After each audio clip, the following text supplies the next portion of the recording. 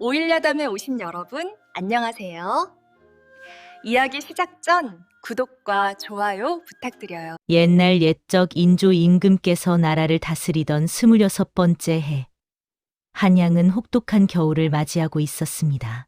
이괄의 난이 일어난 지 몇 해가 지났지만 그 여파는 여전히 백성들의 삶을 짓누르고 있었지요.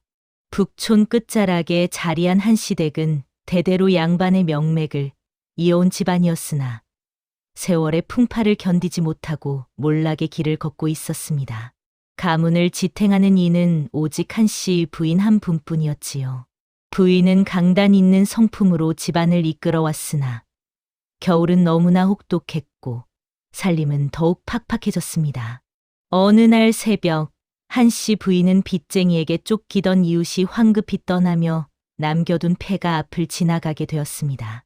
차가운 바람이 옷깃을 파고들었고 부인은 무심코 그 폐가를 들여다보았지요. 그런데 어둠 속에서 무언가 희미하게 움직이는 것이 보였습니다.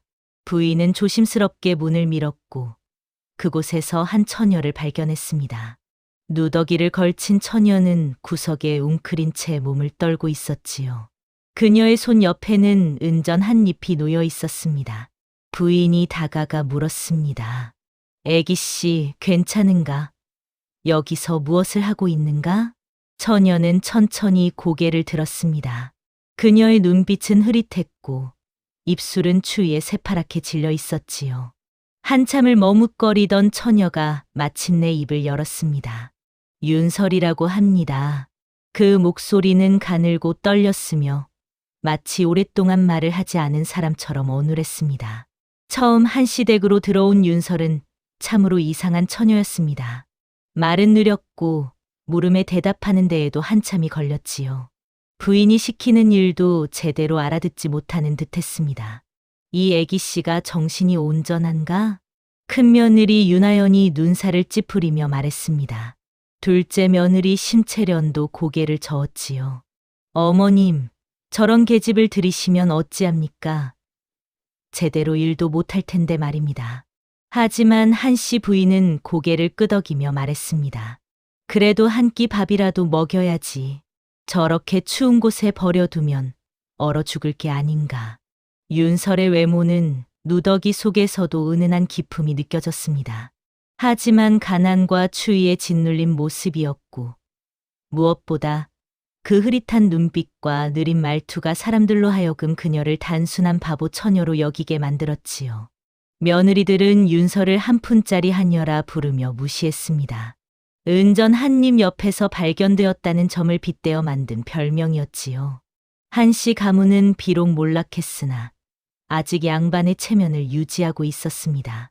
하지만 그 안을 들여다보면 문제투성이었지요. 큰아들과 둘째 아들은 빚을 지고 달아나 소식이 끊긴 지 오래였습니다. 남은 것은 한씨 부인과 두 며느리, 그리고 막내 아들 한지웅뿐이었지요. 큰 며느리 윤하연은 양반가의 체면만을 앞세우며 실속 없는 허례허식에 매달렸습니다. 둘째 며느리 심채련은 살림을 돌보기보다 치장에만 신경 쓰는 사치스러운 성품이었지요. 막내 아들 지우는 과거 시험을 준비하는 선비였습니다. 25의 나이로 아직 급제하지 못했으나 학문에 대한 열정만은 누구에게도 뒤지지 않았지요. 지우는 과묵한 성품이었으나 마음씨는 따뜻했습니다. 윤설이 들어온 첫날부터 며느리들은 그녀를 못마땅해 했습니다. 저런 바보 계집을 데려다 밥을 먹이다니 어머님도 참 그러게 말입니다. 쌀 한 톨이 아까운 판에 말입니다.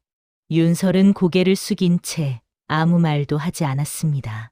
다만 시키는 대로 부엌일을 거들 뿐이었지요.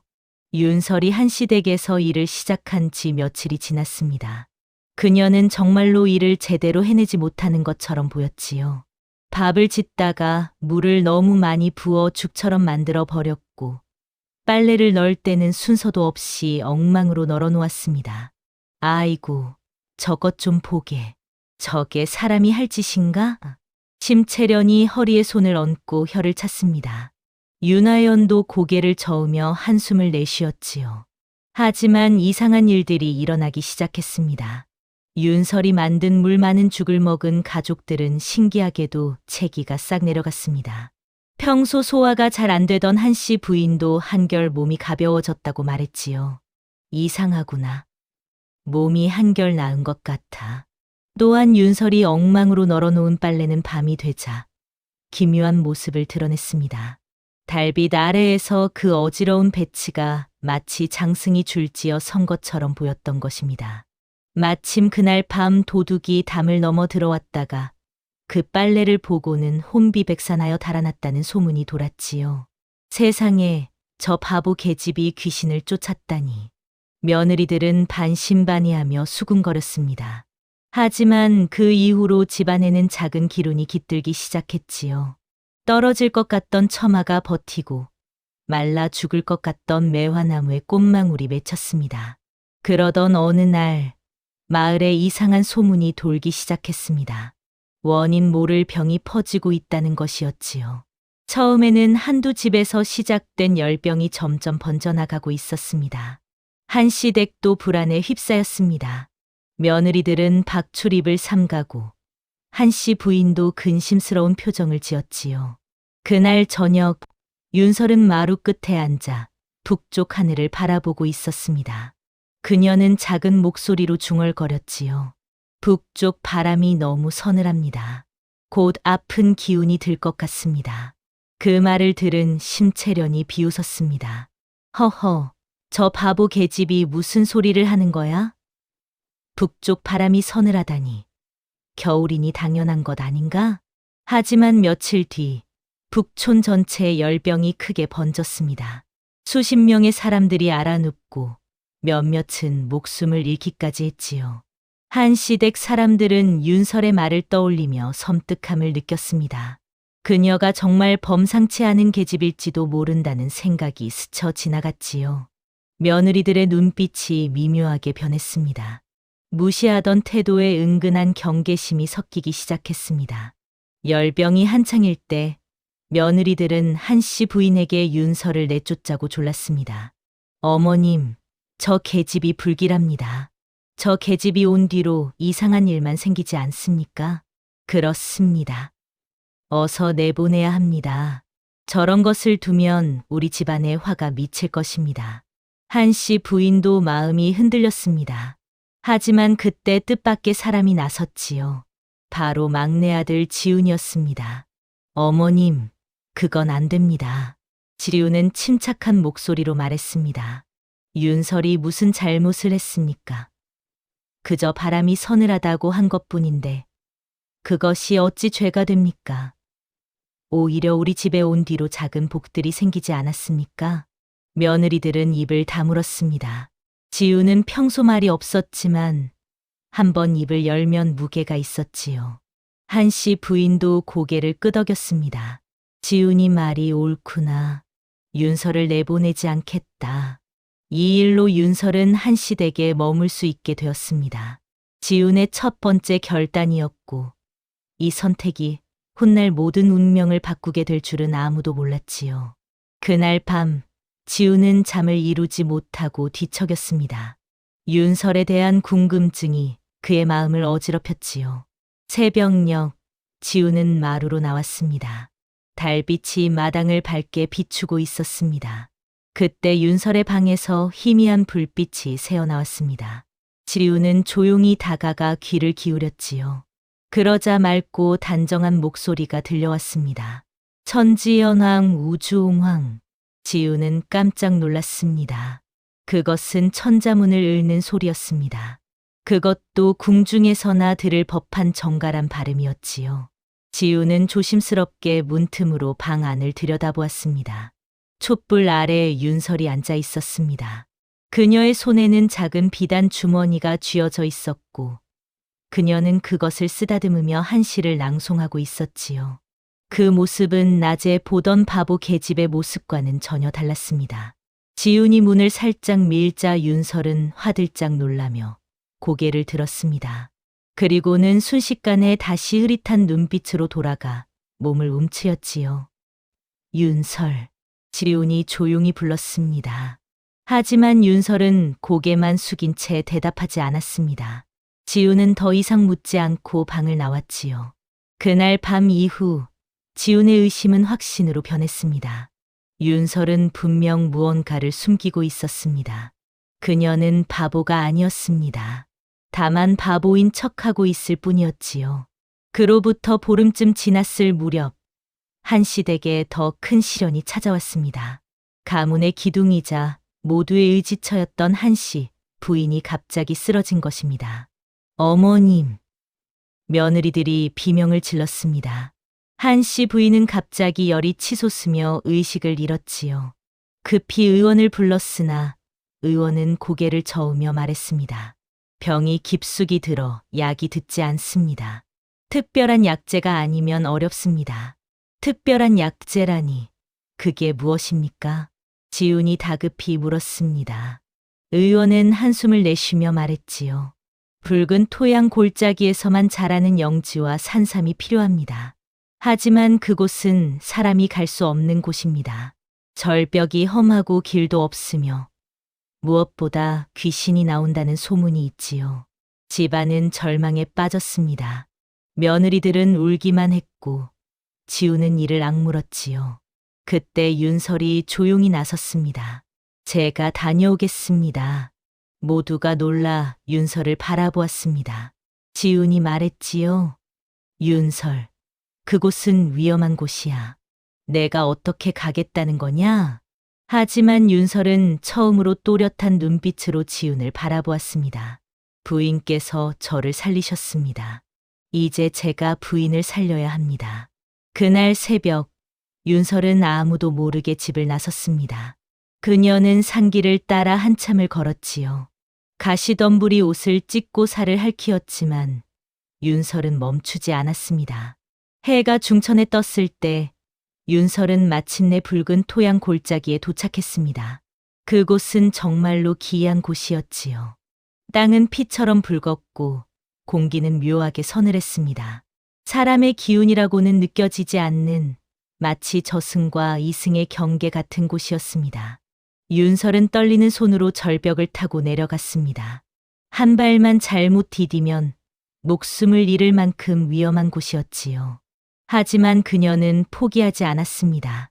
마침내 윤설은 붉은 영지와 산삼을 발견했습니다. 그녀는 조심스럽게 그것들을 캐냈지요. 그리고 다시 절벽을 기어올라 산을 내려왔습니다. 해가 질 무렵 윤설은 한씨 댁으로 돌아왔습니다. 그녀의 손에는 붉은 흙이 묻어 있었고 옷은 찢어져 누더기가 되었지요. 하지만 그녀의 손에는 귀한 약재가 들려 있었습니다. 윤설아. 지훈이 달려와 그녀를 붙잡았습니다. 윤설은 힘없이 미소 지으며 약재를 내밀었지요. 이것으로 부인께서 나으실 겁니다.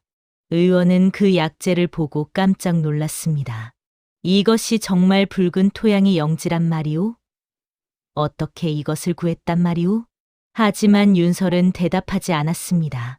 다만 조용히 방으로 들어가 상처를 싸맬 뿐이었지요. 의원은 급히 약을 다렸고 한씨 부인에게 먹였습니다. 신기하게도 약을 먹은 부인은 그날 밤부터 열이 내리기 시작했지요. 사흘 뒤 부인은 완전히 깨어났습니다. 내가 살았구나. 부인은 윤설의 손을 붙잡고 눈물을 흘렸습니다. 내가 날 살렸구나, 윤설아. 이 소문은 삽시간에 마을에 퍼졌습니다. 한 푼짜리 하녀가 기적을 일으켰다더라. 붉은 토양 골짜기에 다녀왔다던데 그 계집이 보통이 아니야. 사람들은 윤설을 신기한 눈으로 바라보기 시작했습니다. 한씨 댁 내부에서도 윤설에 대한 견해가 미묘하게 바뀌었지요. 며느리들조차 그녀 앞에서 함부로 말하지 못하게 되었습니다. 윤설에게는 무언가 알 수 없는 힘이 있다는 두려움이 생긴 것입니다. 지우는 윤설을 유심히 관찰하기 시작했습니다.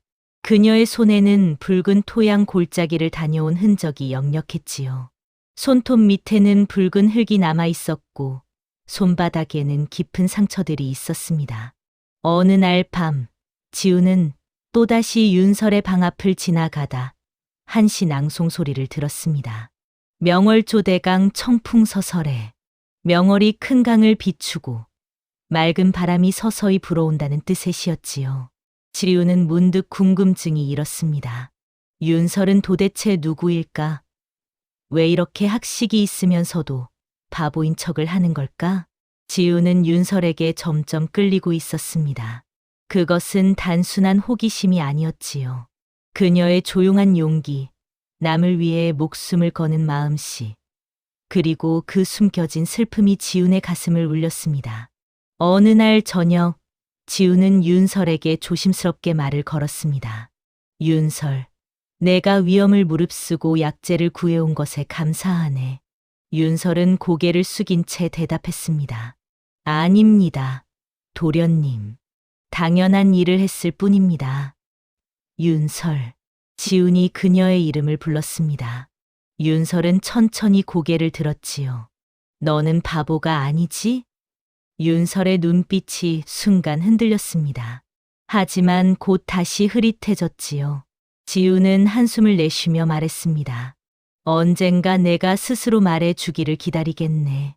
그날 밤부터 두 사람 사이에는 묘한 공기가 흘렀습니다. 말은 없었지만 서로를 의식하고 있었지요. 윤설은 지훈 앞에서만 잠시 평온한 눈빛을 보이곤 했습니다. 한씨 부인이 완쾌한 지 한 달쯤 지났을 무렵, 한씨 댁에 또 다른 시련이 찾아왔습니다.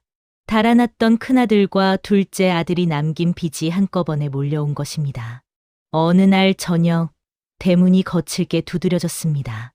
한씨 댁이지? 문 열어라. 한씨 부인이 나가보니 거친 인상의 사내 서넛이 서 있었습니다. 그중 우두머리로 보이는 사내가 앞으로 나서며 말했지요. 나는 백도철이오. 당신네 큰아들과 둘째 아들이 진 빚을 받으러 왔소. 빚이라니 그게 얼마나 됩니까? 한씨 부인이 떨리는 목소리로 물었습니다. 백도철은 비웃으며 말했지요. 은자 400냥이오. 당장 내놓지 못하면 이 집을 압류하겠소. 은자 400냥은 한씨 댁이 도저히 마련할 수 없는 큰돈이었습니다. 부인은 다리에 힘이 풀려 그 자리에 주저앉았지요. 백도철은 집 안을 둘러보며 물건들을 훑어보았습니다. 그때 윤설이 뒤에서 몸을 움츠리고 있는 것을 발견했지요. 백도철은 윤설을 보는 순간 눈빛이 변했습니다. 저 계집은 누구요? 그저 하녀일 뿐입니다. 한씨 부인이 급히 대답했습니다. 하지만 백도철은 윤설을 향해 천천히 다가갔지요. 낯이 익은데? 윤설은 몸을 더욱 움츠렸습니다.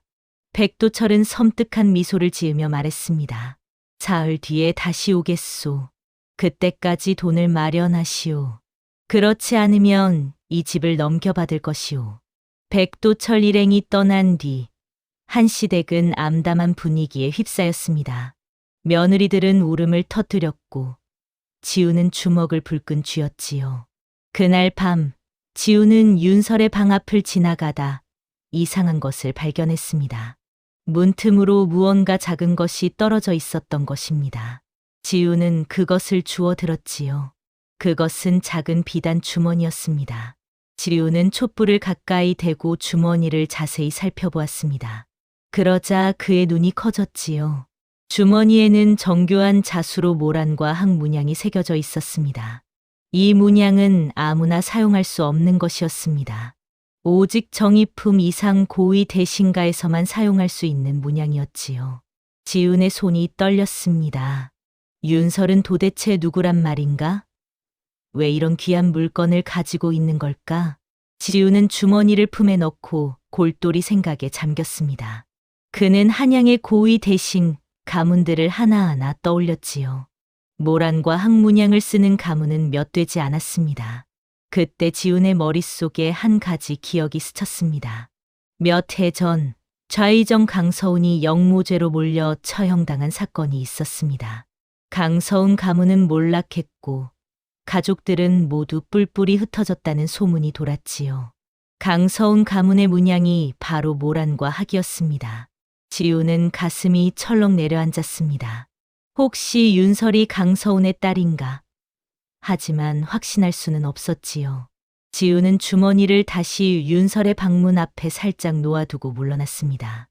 다음 날 윤설은 주머니가 제자리로 돌아온 것을 발견했습니다. 하지만 누가 주었다 놓았는지 알 수 없었지요. 윤설은 불안한 마음에 주머니를 더욱 깊숙이 숨겼습니다. 사흘이 빠르게 지나갔습니다. 한시댁은 은자 400냥을 마련하지 못했습니다. 백도철이 약속대로 다시 찾아왔지요. 돈을 마련했소. 백도철의 목소리는 차갑고 날카로웠습니다. 한씨 부인은 고개를 숙이고 말했습니다. 죄송하오나 아직 마련하지 못했습니다. 그럼 이 집을 넘겨받겠소.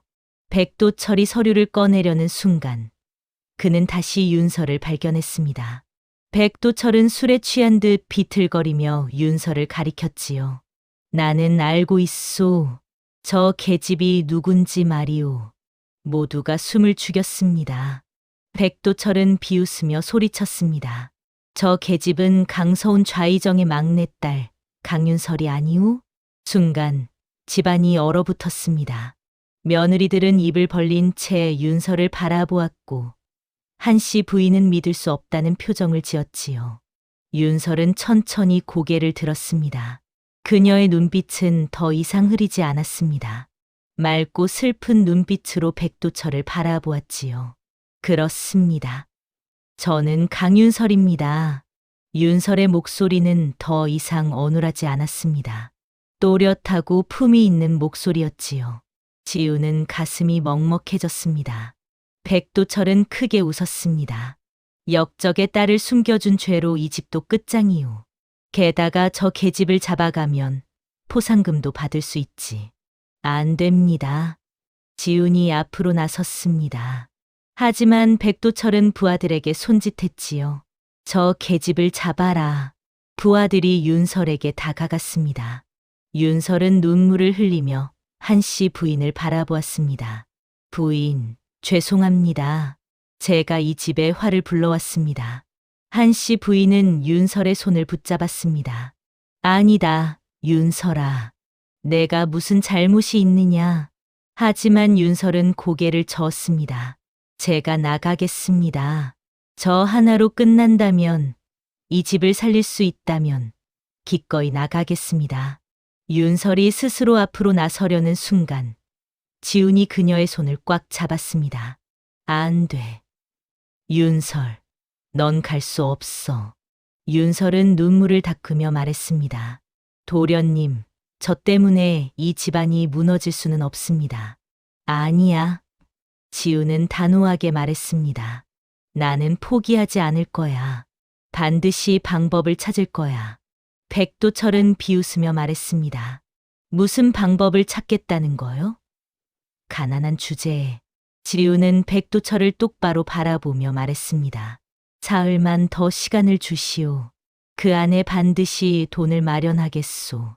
백도철은 코웃음을 쳤지만 결국 고개를 끄덕였습니다. 좋소. 사흘을 더 주겠소. 하지만 그때까지 돈을 마련하지 못하면 이 집과 저 계집 모두 내 것이오. 백도철 일행이 떠난 뒤 지우는 윤설의 손을 잡고 조용한 곳으로 갔습니다. 윤설은 눈물을 흘리며 말했지요. 도련님, 저는 역적의 딸입니다. 아버지는 역모를 꾀했다는 죄로 처형당하셨고 어머니와 오라버니들도 모두 죽었습니다. 저만 살아남아 이렇게 숨어 지내고 있습니다. 윤설, 지우는 그녀의 눈물을 닦아 주었습니다. 너의 아버지가 정말 역적이었을까? 나는 그렇게 생각하지 않아. 윤설은 고개를 들었습니다. 지우는 단호하게 말했지요. 내가 과거의 장원급제에서 너의 아버지의 억울함을 밝히겠어. 반드시 내 아버지의 누명을 벗기겠어. 도련님. 윤설은 처음으로 환한 미소를 지었습니다. 그녀의 마음속에 희망이 싹 텄지요. 제가 도련님을 믿겠습니다. 그날 밤 지우는 책을 펼쳤습니다. 그는 과거 시험을 위해 더욱 열심히 공부하기로 결심했지요. 윤설도 조용히 자신의 방에서 한씨 가문을 위해 기도했습니다. 세월은 빠르게 흘렀습니다. 지우는 낮에는 책을 읽고 밤에는 글을 쓰며 과거 시험을 준비했습니다. 윤설은 집안일을 도우며 조용히 지훈을 응원했지요. 백도철은 약속대로 사흘 뒤에 다시 왔지만 지훈은 간신히 돈의 일부를 마련하여 시간을 더 벌었습니다. 그렇게 몇 달이 지났고 마침내 과거 시험의 날이 다가왔습니다. 시험 당일 지훈은 윤설에게 말했습니다. 나를 믿어줘. 반드시 장원급제하겠어. 도련님, 힘내세요. 윤설은 지훈의 손을 꽉 잡아주었습니다. 지훈은 고개를 끄덕이고 과거 시험장으로 향했지요. 시험은 3일 동안 계속되었습니다. 지훈은 혼신의 힘을 다해 글을 썼습니다. 그의 글은 깊이가 있었고 진실했으며 무엇보다 백성을 사랑하는 마음이 담겨 있었지요. 마침내 결과가 발표되었습니다. 지훈은 장원급제했습니다. 한시댁은 기쁨에 들떴고 윤설은 눈물을 흘렸지요. 도련님이 해내셨습니다. 지훈은 곧바로 관직에 올랐습니다. 그리고 몇 년 동안 성실히 일하며 조정에서 신망을 쌓았지요.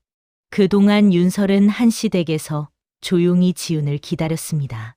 마침내 때가 왔습니다. 지훈은 조정에 상소를 올렸습니다. 좌의정 강서운의 영모죄가 억울한 누명이었다는 증거를 제시한 것이었지요. 강서운 대감은 간신들의 모함을 받았습니다. 그가 역적이 아니라는 증거가 여기 있습니다. 지훈은 몇 년 동안 모은 증거들을 하나하나 제시했습니다. 당시 강서운을 모함했던 간신들의 거짓 증언, 조작된 문서, 그리고 숨겨진 진실들이 모두 드러났지요. 조정은 술렁거렸습니다. 신하들은 놀라움을 감추지 못했고 임금도 심각한 표정을 지었습니다. 이것이 사실이라면 짐이 큰 잘못을 저질렀구나. 임금은 즉시 재조사를 명했습니다. 조사 결과 강서운이 역적이 아니었다는 사실이 명백히 밝혀졌지요. 그는 간신들의 모함으로 억울하게 죽은 충신이었습니다. 임금은 강서운의 누명을 완전히 벗기고 그의 명예를 회복시켰습니다. 또한 강씨 가문도 복권시켰지요. 강서운의 후손을 찾아 예우하라. 명이 떨어졌습니다. 지훈은 윤설을 모시고 궁궐로 들어갔습니다. 윤설은 다시 강윤설이라는 본래의 이름을 되찾았지요. 궁중에서는 윤설에게 본래 신분으로 돌아오라 권했습니다. 고위 관료의 딸로서 마땅히 받아야 할 예우를 하겠다고 했지요. 하지만 윤설은 조용히 고개를 저었습니다. 저를 살린 곳은 한시댁뿐이었습니다. 그곳이 제 진짜 집입니다. 임금은 윤설의 뜻을 존중했습니다. 대신 한씨 가문에 큰 상을 내렸지요. 빚도 모두 탕감되었고 몰락했던 가문이 다시 일어설 수 있었습니다. 한시댁으로 돌아온 윤설을 한씨 부인이 끌어안았습니다. 한 푼짜리 하녀라 불리던 내가 우리 가문의 큰 기둥이 되었구나. 부인은 눈물을 흘렸고 윤설도 함께 울었습니다. 며느리들도 윤설에게 깊이 절을 했지요. 용서하십시오. 저희가 당신을 몰라보았습니다. 윤설은 고개를 저으며 말했습니다. 아닙니다. 저야말로 진실을 숨겨 죄송합니다. 겨울이 지나고 봄이 왔습니다. 한시댁 마당에는 매화꽃이 활짝 피어났고 윤설이 처음 왔을 때 죽어가던 매화나무도 생기를 되찾았지요. 지훈과 윤설은 마당을 거닐었습니다. 따뜻한 봄바람이 두 사람의 옷깃을 스쳤습니다. 윤설, 지훈이 그녀의 이름을 불렀습니다. 윤설은 환하게 웃으며 대답했지요. 네, 도련님. 이제는 지훈이라고 불러줘. 지훈은 윤설의 손을 잡았습니다.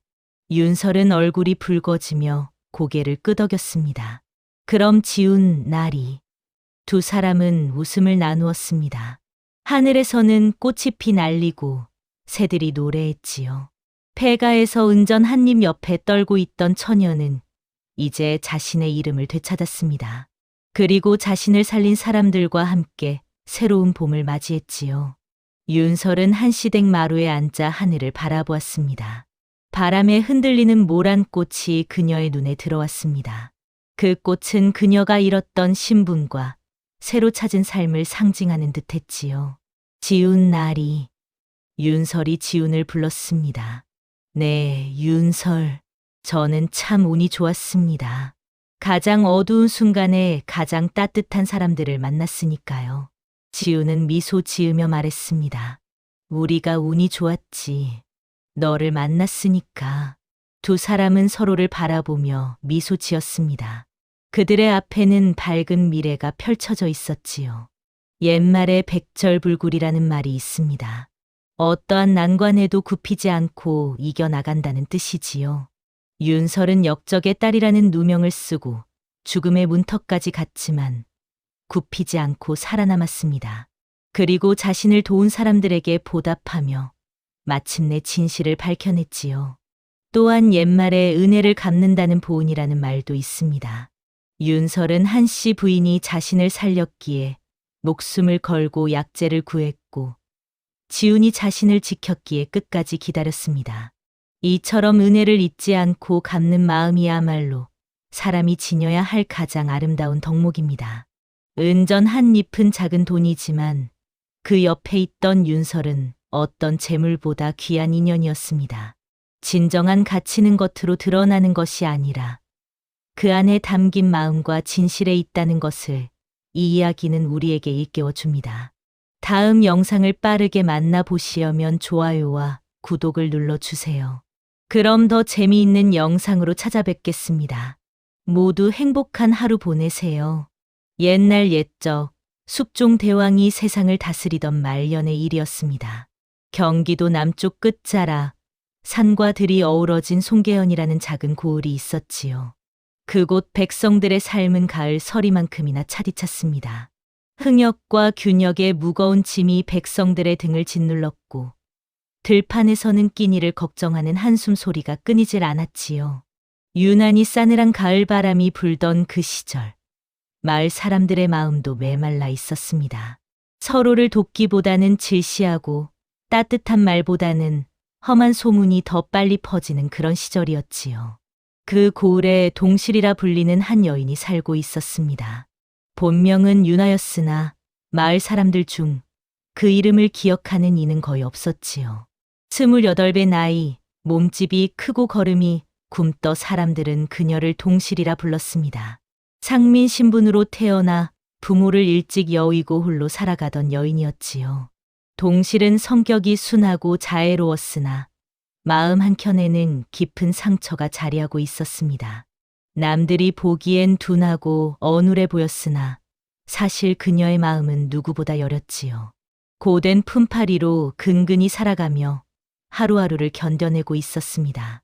마을 사람들은 동실을 조롱거리로 삼았습니다. 특히 부잣집 도령 이한수는 길에서 마주칠 때마다 비웃음을 던졌지요. 어이, 동실이 오늘은 또 어디 가서 구박을 당하고 오는 길이오? 동실은 고개를 숙인 채 빠른 걸음으로 그를 피해 지나갔습니다. 이해한수의 놀림은 어제 오늘 일이 아니었기에 동실은 그저 참고 견디는 수밖에 없었지요. 그나마 동실에게 따뜻한 말을 건네는 이는 마을 약방의 늙은 주인 허웅뿐이었습니다. 허웅은 가끔 동실이 지나가면 따뜻한 죽 한 그릇을 내어주곤 했지요. 동실아, 이걸 먹고 기운을 차리거라. 고맙습니다. 허웅 어르신. 동실은 두 손 모아 절을 올렸습니다. 세상에서 유일하게 자신을 사람 대접해주는 이가 허웅이었기에 동실은 그 은혜를 평생 잊지 못할 것이었지요. 그런데 근래 들어 마을 근처를 떠도는 낯선 양반이 하나 있었습니다. 박진사라 불리는 그 사내는 종종 마을 어귀에 서서 무언가를 찾는 듯한 눈빛으로 사람들을 살폈지요. 마을 사람들은 그를 수상쩍게 여겼으나 양반 신분인지라 함부로 물을 수도 없었습니다. 동실의 일상은 언제나 똑같았습니다. 새벽이 밝기 전 동실은 우물가로 향했지요. 차가운 물을 길어 이 집 저 집 품팔이를 다니며 하루를 시작했습니다. 해가 중천에 뜨면 장터로 내려가 짐을 날랐고 해가 지면 비틀거리는 몸을 이끌고 집으로 돌아왔지요. 그렇게 하루하루가 지나갔습니다. 특별한 일도 기쁜 일도 없이 그저 살아가는 것만으로도 버거운 나날이었지요. 그러나 며칠 전부터 이상한 일이 일어나기 시작했습니다. 동실이 새벽마다 물을 기르러 가는 우물가, 그곳 버드나무 아래에서 정체 모를 울음소리가 들려왔던 것이지요. 처음엔 바람 소리려니 했습니다. 하지만 그 소리는 밤마다 점점 더 또렷해졌고 동실의 가슴을 이상하게 울렸지요. 마치 누군가 자신을 부르는 듯한 느낌이었습니다. 동실은 허웅에게 이 이야기를 털어놓았습니다. 어르신, 요새 우물가 버드나무 아래서 이상한 소리가 들립니다. 마치 사람이 우는 것 같기도 하고 바람 소리 같기도 하고. 허웅의 얼굴이 순간 굳어졌습니다. 그는 잠시 생각에 잠기더니 낮은 목소리로 말했지요. 동실아, 조심하거라. 이 가을에 버드나무가 우는 것은 변고의 전조라네. 함부로 그곳에 가지 말거라. 하지만 동실의 마음은 이상하게도 그 소리에 끌렸습니다. 마치 자신이 가야만 할 것 같은 그런 묘한 예감이 들었지요. 바람이 유난히 세게 불던 어느 날 밤이었습니다. 동실은 잠을 이루지 못하고 뒤척이다가 결국 일어나 우물가로 향했습니다. 달빛조차 구름에 가려진 어둠 속에서 버드나무 아래에서 들리는 그 울음소리가 더욱 애절하게 들려왔지요. 동실은 떨리는 손으로 버드나무 가지를 헤쳤습니다. 그 순간 동실의 눈앞에 믿기 어려운 광경이 펼쳐졌습니다. 버드나무 아래에는 피투성이가 된 여인이 숨이 끊어진 채 누워 있었고 그 곁에는 믿기 어려울 만큼 큰 갓난아기가 울고 있었지요. 이럴 수가. 동실은 급히 여인에게 다가가 맥을 짚어보았으나 이미 차갑게 식어 있었습니다. 여인의 손에는 작은 쪽지 하나가 꼭 쥐어져 있었지요. 떨리는 손으로 쪽지를 펼쳐본 동실은 그만 눈물을 흘리고 말았습니다. 이 아이의 이름은 만석이옵니다.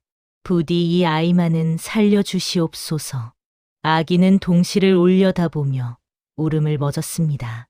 그 커다란 눈동자 속에는 간절함이 가득했지요.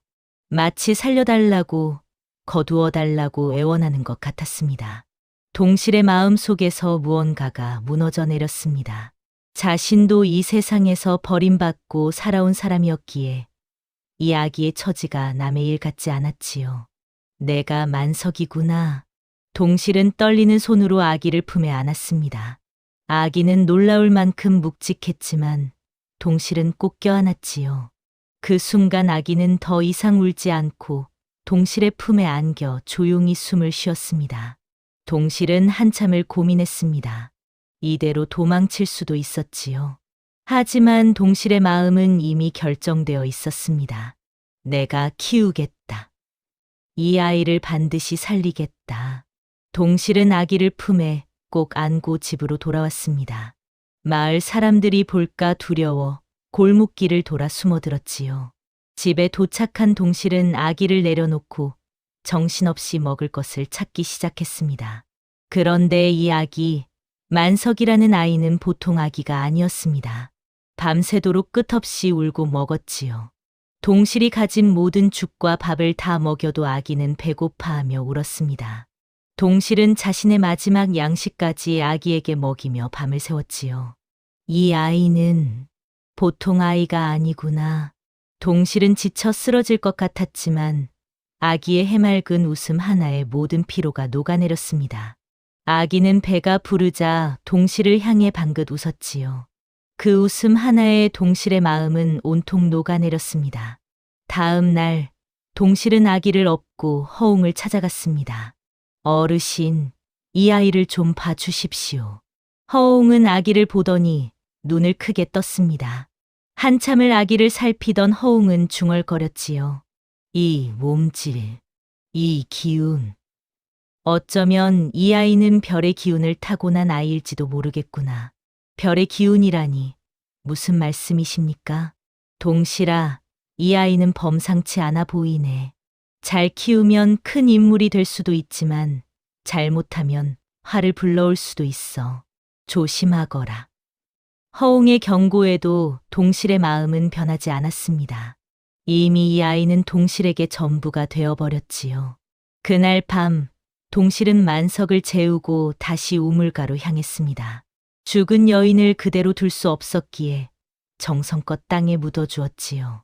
그리고 작은 돌무덤을 만들어 절을 올렸습니다. 만석의 어미님, 부디 편히 잠드소서. 당신의 아들, 제가 목숨 다해 지키겠나이다. 바람이 한번 크게 불더니 버드나무 아래에서 이상한 기운이 스치듯 사라졌습니다. 마치 여인의 혼이 안심하고 떠나는 것 같았지요. 만석을 키우기 시작한 동실의 삶은 더욱 고단해졌습니다. 만석은 다른 아이들보다 훨씬 많이 먹었고 빠르게 자랐지요. 동실은 세 겹, 네 겹의 품팔이를 해야 했습니다. 새벽부터 밤늦게까지 쉴 틈 없이 일했지요. 동실의 손등은 갈라지고 허리는 점점 굽어갔습니다. 얼굴에는 주름이 깊게 패였고 몸은 깡마른 모습으로 변해갔지요. 28배 나이였지만 사람들 눈에는 40이 넘어 보였습니다. 마을 사람들의 비웃음은 점점 심해졌습니다. 저것 봐라. 주워온 자식 키운다고 저 꼴이 되었네. 제 자식도 아닌데 어찌 저리 애를 쓰는지 모르겠구만. 이한수는 더욱 노골적으로 조롱했지요. 동실이 그 아이가 자라면 너를 알아나 주겠느냐? 쓸데없는 짓 그만두고 내 집에 와서 일이나 하지 그러느냐? 하지만 동실은 아무 대꾸도 하지 않았습니다. 그저 만석의 해맑은 웃음 하나면 모든 고통이 씻겨 내려갔지요. 만석이 5살이 되던 해였습니다. 어느 날 동실이 장터에서 일하고 돌아오니 마을 사람들이 웅성거리고 있었습니다. 방금 봤는데 저 꼬마가 장독대를 들어 올리더구만. 거짓말이겠지. 5살 아이가 어찌 장독대를. 내가 두 눈으로 똑똑히 봤다니까. 동실은 놀라 집으로 달려갔습니다. 만석은 마당에서 천진하게 놀고 있었지요. 만석아, 내가 장독대를 들었다는 게 사실이냐? 네, 어미님. 무거운 거 옮기는 걸 도와드리고 싶었어요. 동실은 가슴이 철렁했습니다. 아이의 힘이 범상치 않다는 것을 알고는 있었지만 이렇게까지 강할 줄은 몰랐지요. 만석이 10살이 되자 장정 서너 명이 달려들어도 만석을 밀어낼 수 없었습니다. 마을을 지나가던 떠돌이 씨름꾼이 만석의 힘을 보고 감탄하며 말했지요. 이 아이는 천하장사의 골격이로다. 제대로 배우기만 하면 조선 팔도에 적수가 없을 것이오. 마을 분위기가 점점 이상해졌습니다. 경악과 두려움이 섞인 눈빛으로 만석을 바라보는 사람들이 늘어났지요. 일부는 만석을 괴물이라 부르기 시작했습니다. 하지만 동실과 만석 사이의 정은 날로 깊어갔습니다. 만석이 품팔이에서 다쳐 돌아오면 동실은 밤새 상처를 씻어주며 속삭였지요. 만석아, 아프지? 어미가 호우 불어줄게. 어미님, 괜찮아요. 이 정도는 아무것도 아니에요. 너는 내 전부란다, 만석아. 이 세상에서 오직 너만이 나의 기쁨이고 희망이란다. 만석도 어머니 외에는 아무도 의지하지 않았습니다. 마을 사람들이 다가오면 경계했고 오직 동실의 품에서만 편안해했지요. 그러나 세상은 두 모자를 그냥 두지 않았습니다. 이한수 일당은 술집에서 수군거렸지요. 저 아이는 보통 피가 아니야. 어디서 온 건지 알 수가 없다니까. 동실이가 숨기는 게 분명해. 저 아이의 진짜 부모가 누군지 밝혀내야 해.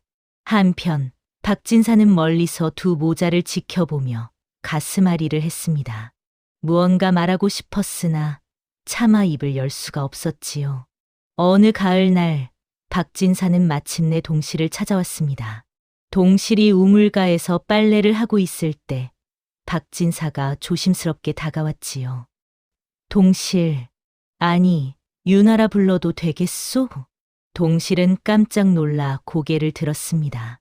자신의 본명을 아는 사람은 이 마을에 없었기 때문이지요. 누구십니까? 박진사는 떨리는 목소리로 말을 이었습니다. 그 아이. 만석이라 했소. 그 아이가. 혹시 내 피일지도 모르오. 동실의 얼굴이 창백해졌습니다. 박진사는 오래전 잃어버린 여인과의 사정을 털어놓기 시작했습니다. 10여 년 전 그는 가난한 처자와 사랑에 빠졌지만 신분의 차이로 헤어져야 했다고 했지요. 그 여인이 아이를 가진 채 떠났고 그 후 소식을 알 수 없었다고 했습니다. 최근에 마을 근처에서 여인의 시신이 발견되었다는 소문을 들었소. 그리고 그 근처에 큰아이가 있다는 이야기도 들었지요. 혹시나 싶어 이곳에 와서 알아보았는데 박진사는 만석의 모습을 멀리서 본 순간 확신했다고 말했습니다. 그 아이가 자신의 피를 이어받은 아이라는 것을 말이지요. 그 아이를 내게 맡기시오. 내가 양반의 신분으로 제대로 키우겠소. 동실은 두 손을 꼭 쥐며 말했습니다. 안 됩니다. 아무도 이 아이만은 빼앗지 못하옵니다. 하지만 내 피를 이은 아이여. 나에게도 권리라 하셨습니까? 동실의 목소리가 떨렸습니다. 저 아이를 밤새 안고 달래고 병들었을 때 밤을 지새우고 배고파올 때마다 제 밥을 나눠준 사람이 누구였는지 아십니까? 피를 나눴다고 해서 부모가 되는 것이 아니옵니다. 박진사는 할 말을 잃었습니다. 이튿날 박진사는 다시 찾아왔습니다. 이번에는 작은 보따리를 들고 있었지요. 이것들을 보시오. 박진사는 보따리에서 오래된 폐물과 쪽지, 그리고 여인의 초상화를 꺼냈습니다. 그 여인은 만석을 품고 있던 바로 그 여인이었지요. 이것들이 증거요. 그 아이는 분명 내 자식이오. 허웅도 이 일을 알게 되었습니다. 그는 동실에게 조용히 말했지요. 동실아, 진실을 숨기면 언젠가 더 큰 상처가 생기네. 만석이에게 사실을 말하는 게 어떻겠느냐? 하지만 동실은 딱 잘라 말했습니다. 이 아이는 이미 제 아들이옵니다. 그 누구의 자식도 아니고 오직 제 아들일 뿐이지요. 박진사의 이야기가 마을에 퍼지기 시작했습니다. 사람들은 수군거렸지요. 그래서 그렇게 큰 거였구나. 양반의 피를 물려받았으니 동실이는 그저 주워 키운 것뿐이었네. 만석도 점차 세간의 시선을 눈치채기 시작했습니다. 13살이 된 만석은 이제 어린아이가 아니었지요. 마을 사람들의 수군거림과 어머니를 향한 조롱을 모두 듣고 있었습니다. 어미님. 어느 날 저녁 만석이 조심스럽게 물었습니다. 저는 정말 어미님의 친자식이 아닌가요? 동실의 손이 떨렸습니다. 이 순간이 올 것을 알고 있었지만 막상 만석의 입에서 그 말이 나오니 가슴이 무너져 내렸지요. 만석아. 사람들이 그러는데 제가 버드나무 아래서 발견되었다고. 그게 사실인가요? 동실은 차마 대답할 수 없었습니다. 침묵이 길어질수록 만석의 얼굴은 점점 굳어갔지요. 동실은 말할 용기가 나지 않았고 만석은 짐작만 깊어갔습니다. 두 사람 사이에 보이지 않는 벽이 생기기 시작했지요. 부모와 자식, 피와 정 사이의 갈등이 잔잔한 파도처럼 커져갔습니다. 그리고 그 숙명의 날이 찾아왔습니다. 장터에 나간 만석은 우연히 술에 취한 사내들의 대화를 듣게 되었지요. 동실이 저 자식, 진짜 불쌍하더라. 친자식도 아닌데 저렇게 애를 쓰다니. 버들 밑에서 주워온 게 맞다며? 어떤 여자가 죽으면서 낳았다던가? 그러게. 핏줄도 아닌데 저렇게까지 키울 이유가 있나 몰라. 만석의 얼굴이 창백해졌습니다. 그때 술 취한 사내 하나가 큰 소리로 떠들어댔습니다. 야, 저기 그 만석이다. 동실이가 버들 밑에서 주워온 자식. 내 진짜 부모는 따로 있다고. 장터가 순식간에 조용해졌습니다. 모든 사람들이 만석을 쳐다보았지요. 만석은 그 자리에서 얼어붙었습니다. 가슴 속에서 무언가가 산산이 부서지는 소리가 들렸지요. 그날 저녁 만석은 집에 돌아왔지만 아무 말도 하지 않았습니다. 저녁밥도 거부하고 방으로 들어가 문을 걸어 잠갔지요. 만석아, 밥이라도 먹어라. 동실이 문 밖에서 애원했지만 만석은 대답하지 않았습니다. 만석아, 제발. 어미 말 좀 들어다오. 문은 열리지 않았습니다. 이틀 동안 만석은 방 안에 틀어박혀 물도 밥도 거부했습니다. 동실은 문 밖에 주저앉아 울먹이며 말했습니다. 미안하다, 만석아. 어미가 잘못했다. 말하면 내가 날 버릴까봐. 무서워서 말을 못했구나. 어미는 내가 없으면 살 수가 없단다. 제발 문 좀 열어다오. 하지만 문은 끝끝내 열리지 않았습니다. 동실의 눈물은 마루를 적셨지요. 허웅이 찾아와 동실을 위로했습니다. 동실아, 시간을 주거라. 그 아이도 많이 혼란스러울 게야. 어르신, 제가 잘못했습니다. 진작 말했어야 하는 건데. 아니네. 자네는 잘못한 게 없어. 다만 세상이 두 모자를 가만두지 않았을 뿐이지. 셋째 날 밤이었습니다. 동실이 문 앞에서 또다시 울고 있을 때 삐걱하는 소리와 함께 문이 열렸습니다. 수척해진 만석이 문 밖으로 나왔지요. 사흘 동안 아무것도 먹지 않아 비틀거렸지만 만석은 동실 앞에 무릎을 꿇었습니다. 어미님. 만석의 눈에는 눈물이 가득했습니다. 날 낳은 사람이 따로 있어도 날 길러준 분은 어미님 뿐입니다. 제가 어리석었습니다. 용서해 주십시오. 동실은 만석을 끌어안고 꺼이꺼이 울었습니다. 만석아, 만석아.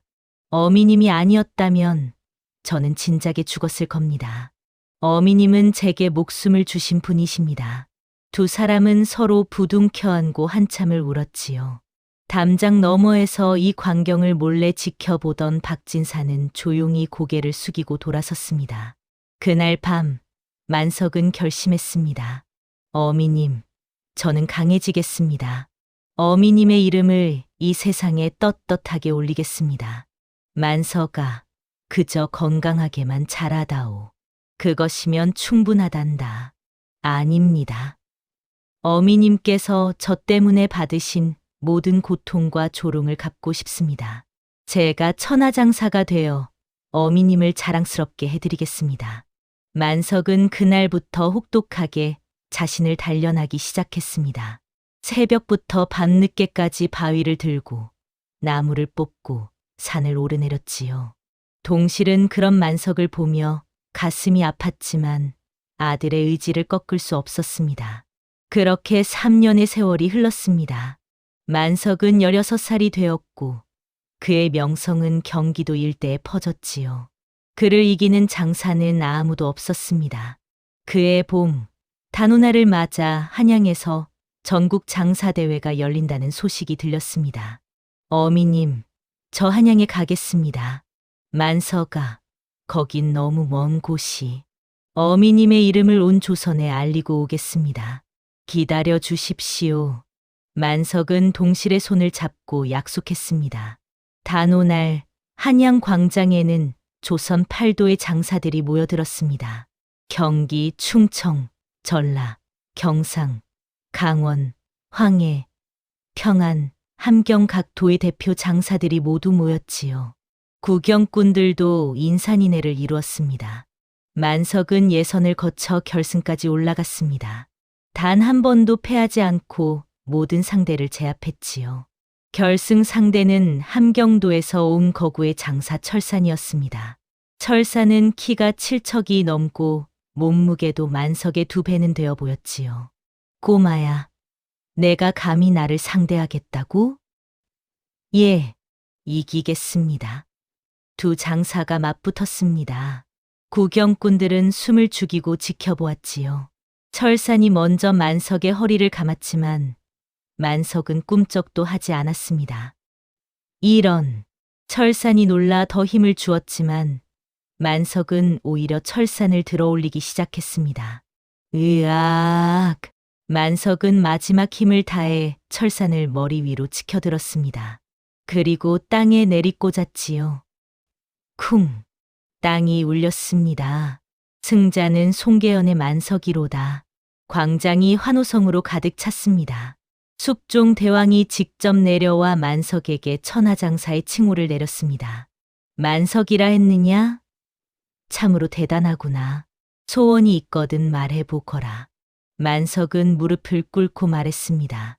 전하, 소인을 키워주신 이는 조선의 그 누구와도 견줄 수 없는 어머니 동실이옵니다.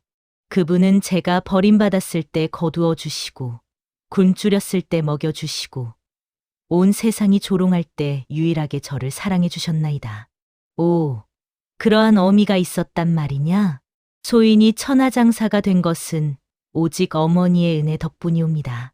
숙종은 깊이 감동하여 즉시 동실에게 비단 100필과 쌀 100석을 하사했습니다. 그때 뒤에서 박진사가 나섰습니다. 전하, 소인이 한 말씀 올리겠나이다. 무슨 말이냐? 그 아이의 친부는 소인이옵니다. 하오나 그 아이를 키운 것은 과인이 아니라 동실이옵니다. 피를 나눴다고 부모가 되는 것이 아니라 사랑으로 키워낸 정이야말로 진정한 부모의 도리임을 깨달았나이다. 박진사는 눈물을 흘리며 말을 이었습니다. 소인은 그저 씨만 뿌렸을 뿐 가꾸고 키운 이는 동실이옵니다. 그 은혜를 영원히 잊지 못할 것이옵니다. 숙종은 고개를 끄덕였습니다. 참으로 아름다운 일이로다. 진정한 효도와 사랑이 무엇인지 온 백성이 본받아야 할 것이다. 만석은 송계연으로 돌아와 큰 집을 마련했습니다. 동실을 편한 온돌방에 모시고 좋은 음식을 드리고 비단옷을 입혀드렸지요. 평생 고생만 하던 동실은 처음으로 편안한 삶을 누리게 되었습니다. 마을 사람들은 과거를 부끄러워하며 동실 앞에서 머리를 숙였습니다. 동실마님, 저희가 잘못했습니다. 과거에 함부로 대했던 것을 용서해 주십시오.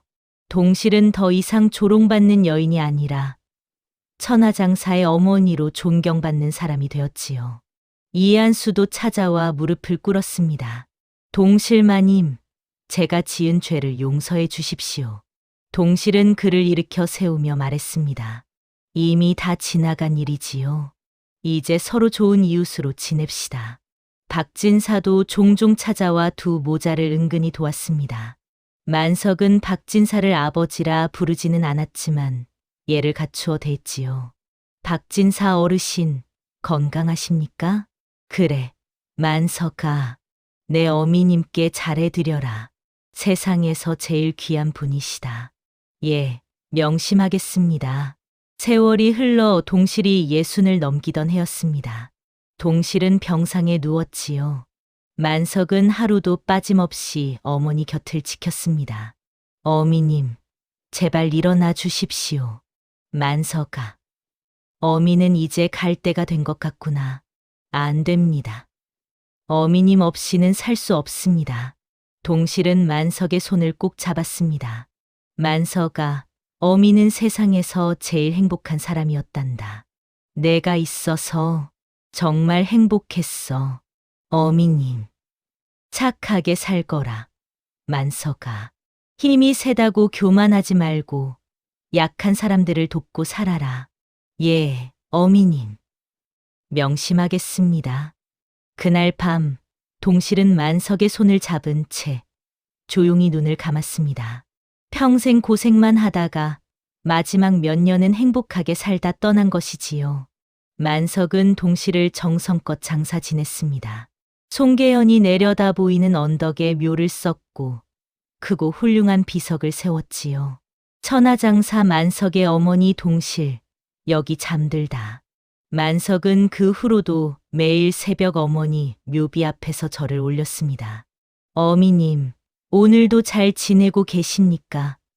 아들 만석이 문안드립니다.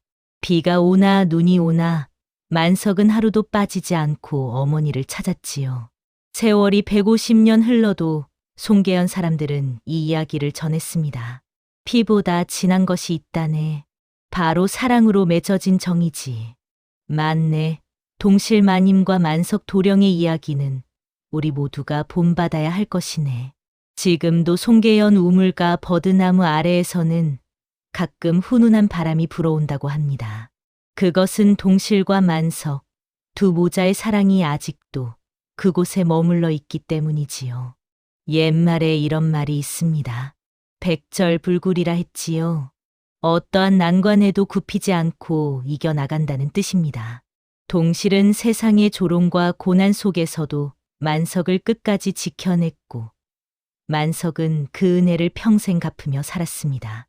진정한 부모란 피를 나눈 사람이 아니라 사랑으로 키워낸 사람입니다. 진정한 자식이란 혈육이 아니라 은혜를 아는 사람이지요.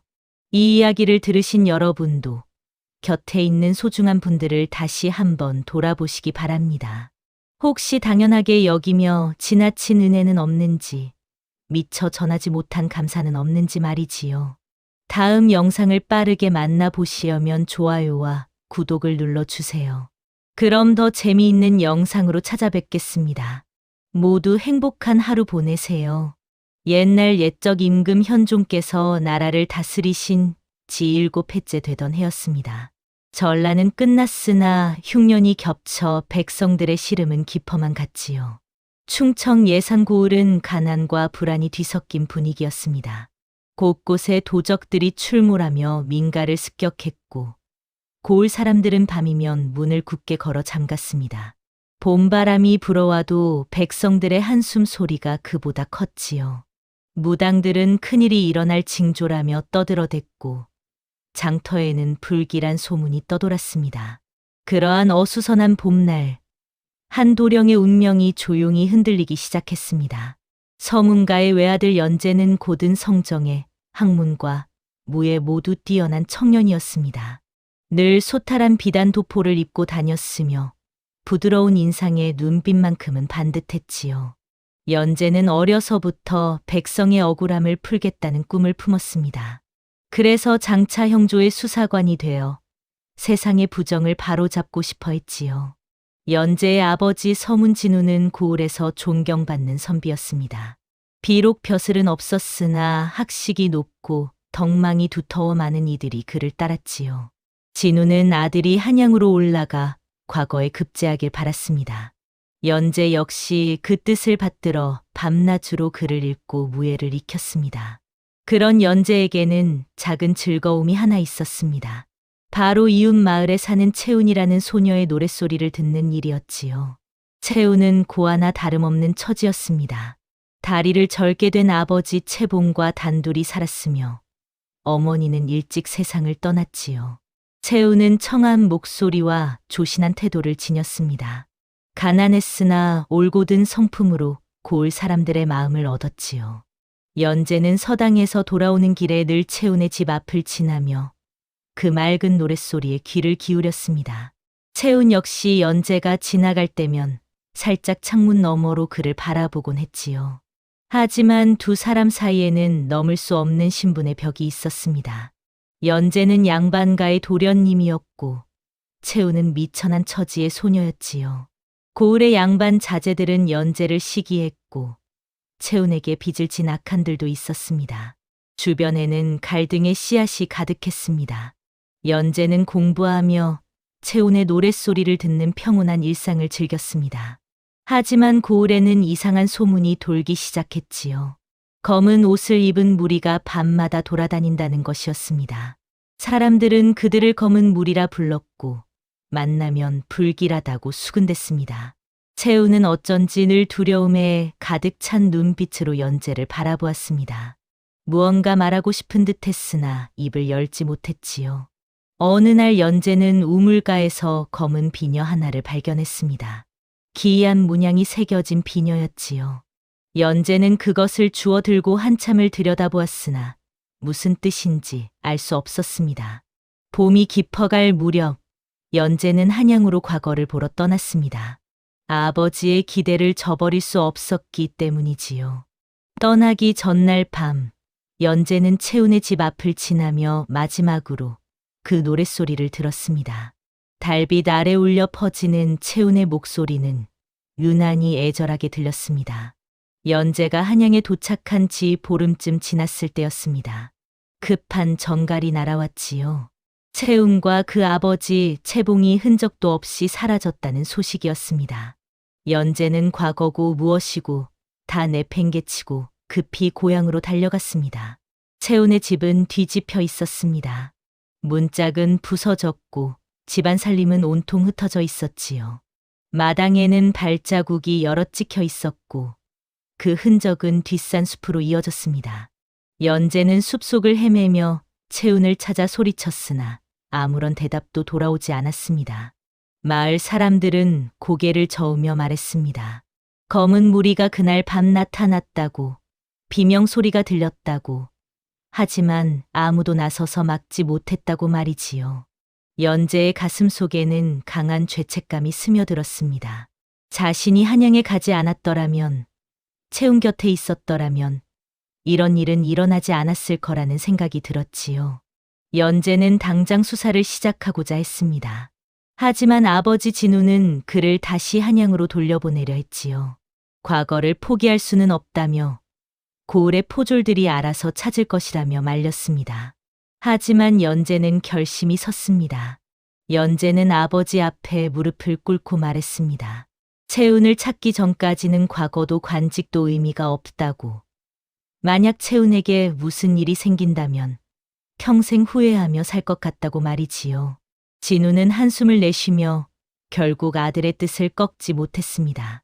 연재는 홀로 수사를 시작했습니다.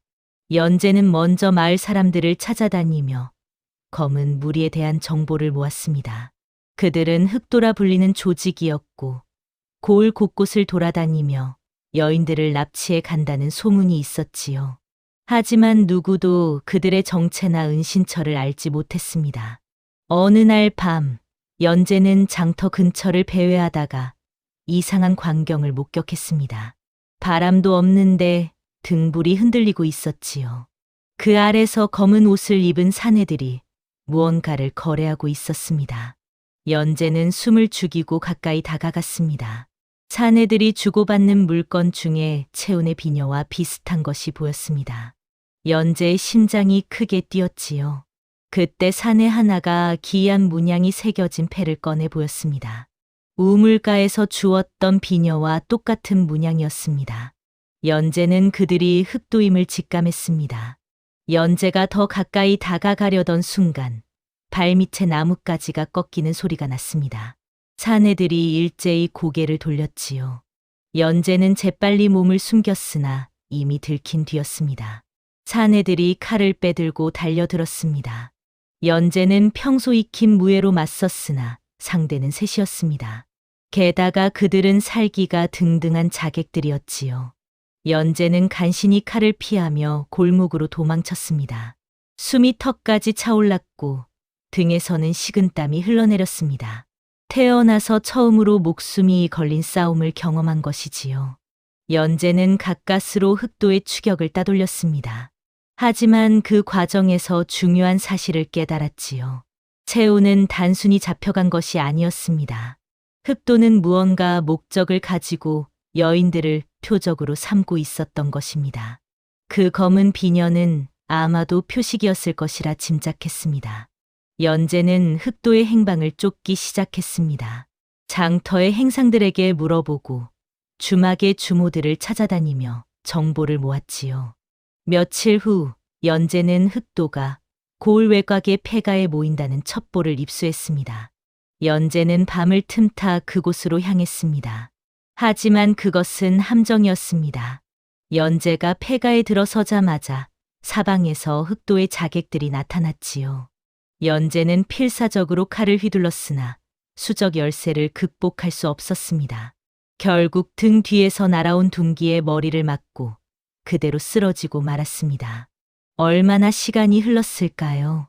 연재가 눈을 떴을 때 그는 낯선 방에 누워 있었습니다. 화려한 비단 이불이 덮여 있었고 방 안은 귀한 향이 가득했지요. 연재는 어리둥절했습니다. 분명 흑도에게 잡혔는데 어째서 이런 곳에 있는 것일까요? 문이 열리고 한 노인이 들어왔습니다. 노인은 온화한 미소를 지으며 말했지요. 자신은 한양의 좌의정 강원우라고 연재를 우연히 발견해 구해주었다고 말입니다. 연재는 혼란스러웠습니다. 기억이 흐릿했고 머리가 지끈거렸지요. 강원우는 연재에게 물 한 잔을 건네며 말했습니다. 연재가 예산고을에서 폭탄을 당해 정신을 잃었다고. 다행히 자신의 행차 중에 발견해 한양으로 데려왔다고 말이지요. 연재는 뭔가 이상하다는 느낌을 받았으나 명확히 기억이 나지 않았습니다. 며칠이 지나자 연재 주변 사람들의 태도가 묘했습니다. 모두가 연재를 이미 정해진 사위처럼 대했지요. 강원우의 딸 강소은이 연재를 정성스럽게 돌보았고 하인들은 도련님이라 부르며 예를 갖췄습니다. 연재는 점점 더 혼란스러워졌습니다. 강소은은 아름다운 규수였습니다. 단정한 용모에 교양 있는 말씨를 지녔지요. 강소은은 연재를 이미 약혼한 사이라 칭하며 지극정성으로 간호했습니다. 연재는 그런 강소은을 바라보며 이상한 기분이 들었습니다.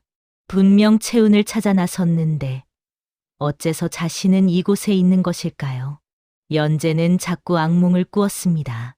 어둠 속에서 채운이 울고 있는 꿈이었지요. 채운은 연재를 향해 손을 뻗으며 살려달라 애원했습니다. 연재는 땀을 뻘뻘 흘리며 잠에서 깨어났고 가슴이 답답해 숨을 쉴 수 없었습니다. 그러던 어느 날 연재의 의견과 무관하게 혼례 날짜가 잡혔습니다.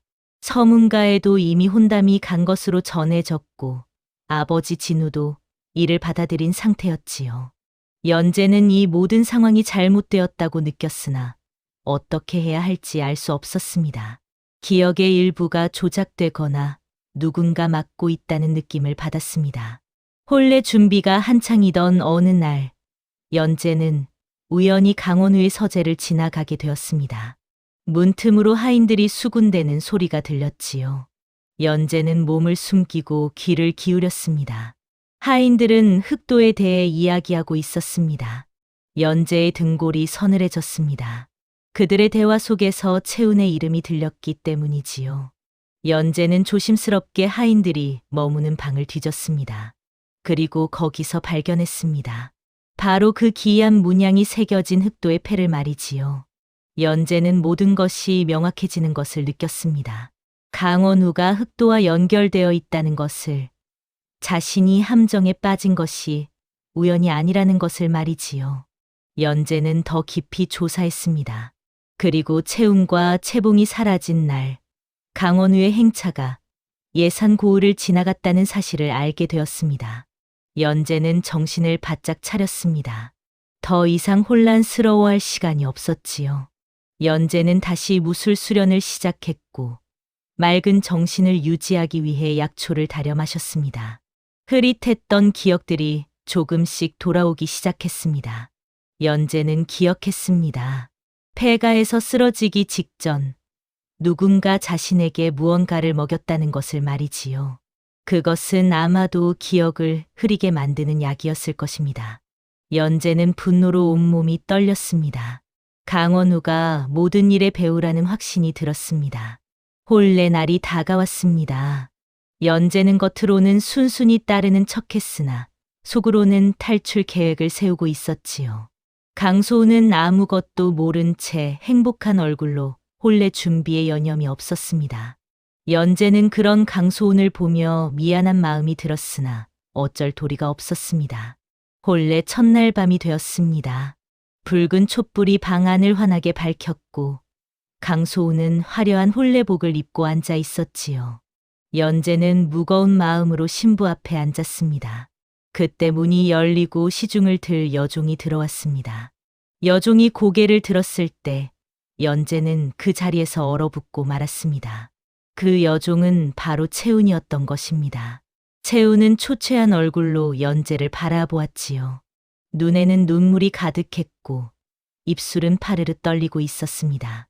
채운은 강소운이 듣지 못하도록 작은 목소리로 속삭였습니다. 도련님, 제 목숨이 달린 일입니다. 제발 아무 말도 하지 마세요. 연재의 정신은 그 순간 완전히 돌아왔습니다. 모든 기억이 선명하게 떠올랐지요. 채운을 찾아 나섰던 일, 흑도에게 당한 일, 그리고 강원우의 음모까지 모두 말입니다. 연재는 강소운을 돌아보았습니다. 강소운은 아무것도 모른 채 수줍은 미소를 짓고 있었지요. 연재는 재빨리 결심을 내렸습니다. 더 이상 이곳에 머물 수 없었습니다. 채운을 구해야 했지요. 연재는 강소운에게 잠시 밖에 다녀오겠다며 자리에서 일어났습니다.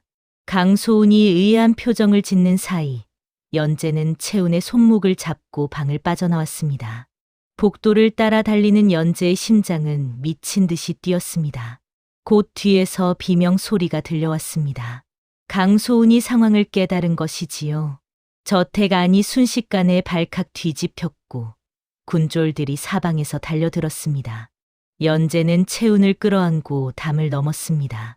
채운은 숨을 헐떡이며 연재의 등에 매달렸습니다. 두 사람은 심야의 한양 거리를 질주했습니다. 뒤에서는 횃불을 든 군졸들이 추격해왔지요. 연재는 평소 익혀 둔 골목길 지식을 총동원해 그들을 따돌렸습니다. 채우는 연재의 손을 꼭 붙잡고 있었고 그 손은 차갑게 얼어 있었습니다. 두 사람은 가까스로 한양 외곽의 숲속으로 몸을 숨겼습니다. 달빛도 들지 않는 깊은 어둠 속에서 연재와 채우는 나무 뒤에 숨어 숨을 죽였지요. 군졸들의 목소리가 점점 멀어지고 마침내 완전히 사라졌습니다. 연재는 채운을 돌아보았습니다. 채운은 온몸이 떨리고 있었지요. 연재는 자신의 도포를 벗어 채운에게 덮어주었습니다. 채운은 그제야 소리내어 울기 시작했습니다. 그동안 얼마나 무서웠을까요? 얼마나 외로웠을까요? 연재는 채운을 꼭 안아주었습니다. 그리고 단단히 결심했지요. 흑돌을 뿌리째 뽑고 강원우를 비롯해 그를 상전처럼 받드는 부패한 관리들을 모조리 응징하겠다고 말입니다. 연재는 채운에게 말했습니다. 이제 두렵지 않아도 된다고, 자신이 반드시 모든 것을 바로잡겠다고 말이지요. 다음 날 새벽, 연재는 채운을 믿을 만한 친구의 집에 숨겼습니다. 그리고 곧바로 형조로 향했지요. 연재는 형조 판서 앞에 무릎을 꿇고 모든 사실을 고했습니다. 강원우의 부정과 흑도의 만행, 그리고 채운을 비롯한 수많은 여인들이 납치당한 일까지 낱낱이 밝혔습니다. 형조 판서는 처음에는 믿지 않았습니다. 좌의정이라는 높은 벼슬아치를 함부로 의심할 수 없었기 때문이지요. 하지만 연재가 흑도의 패와 강원우 저택에서 발견한 증거들을 내보이자 표정이 굳어졌습니다. 판서는 잠시 고민하더니 암행 수사를 허락했습니다.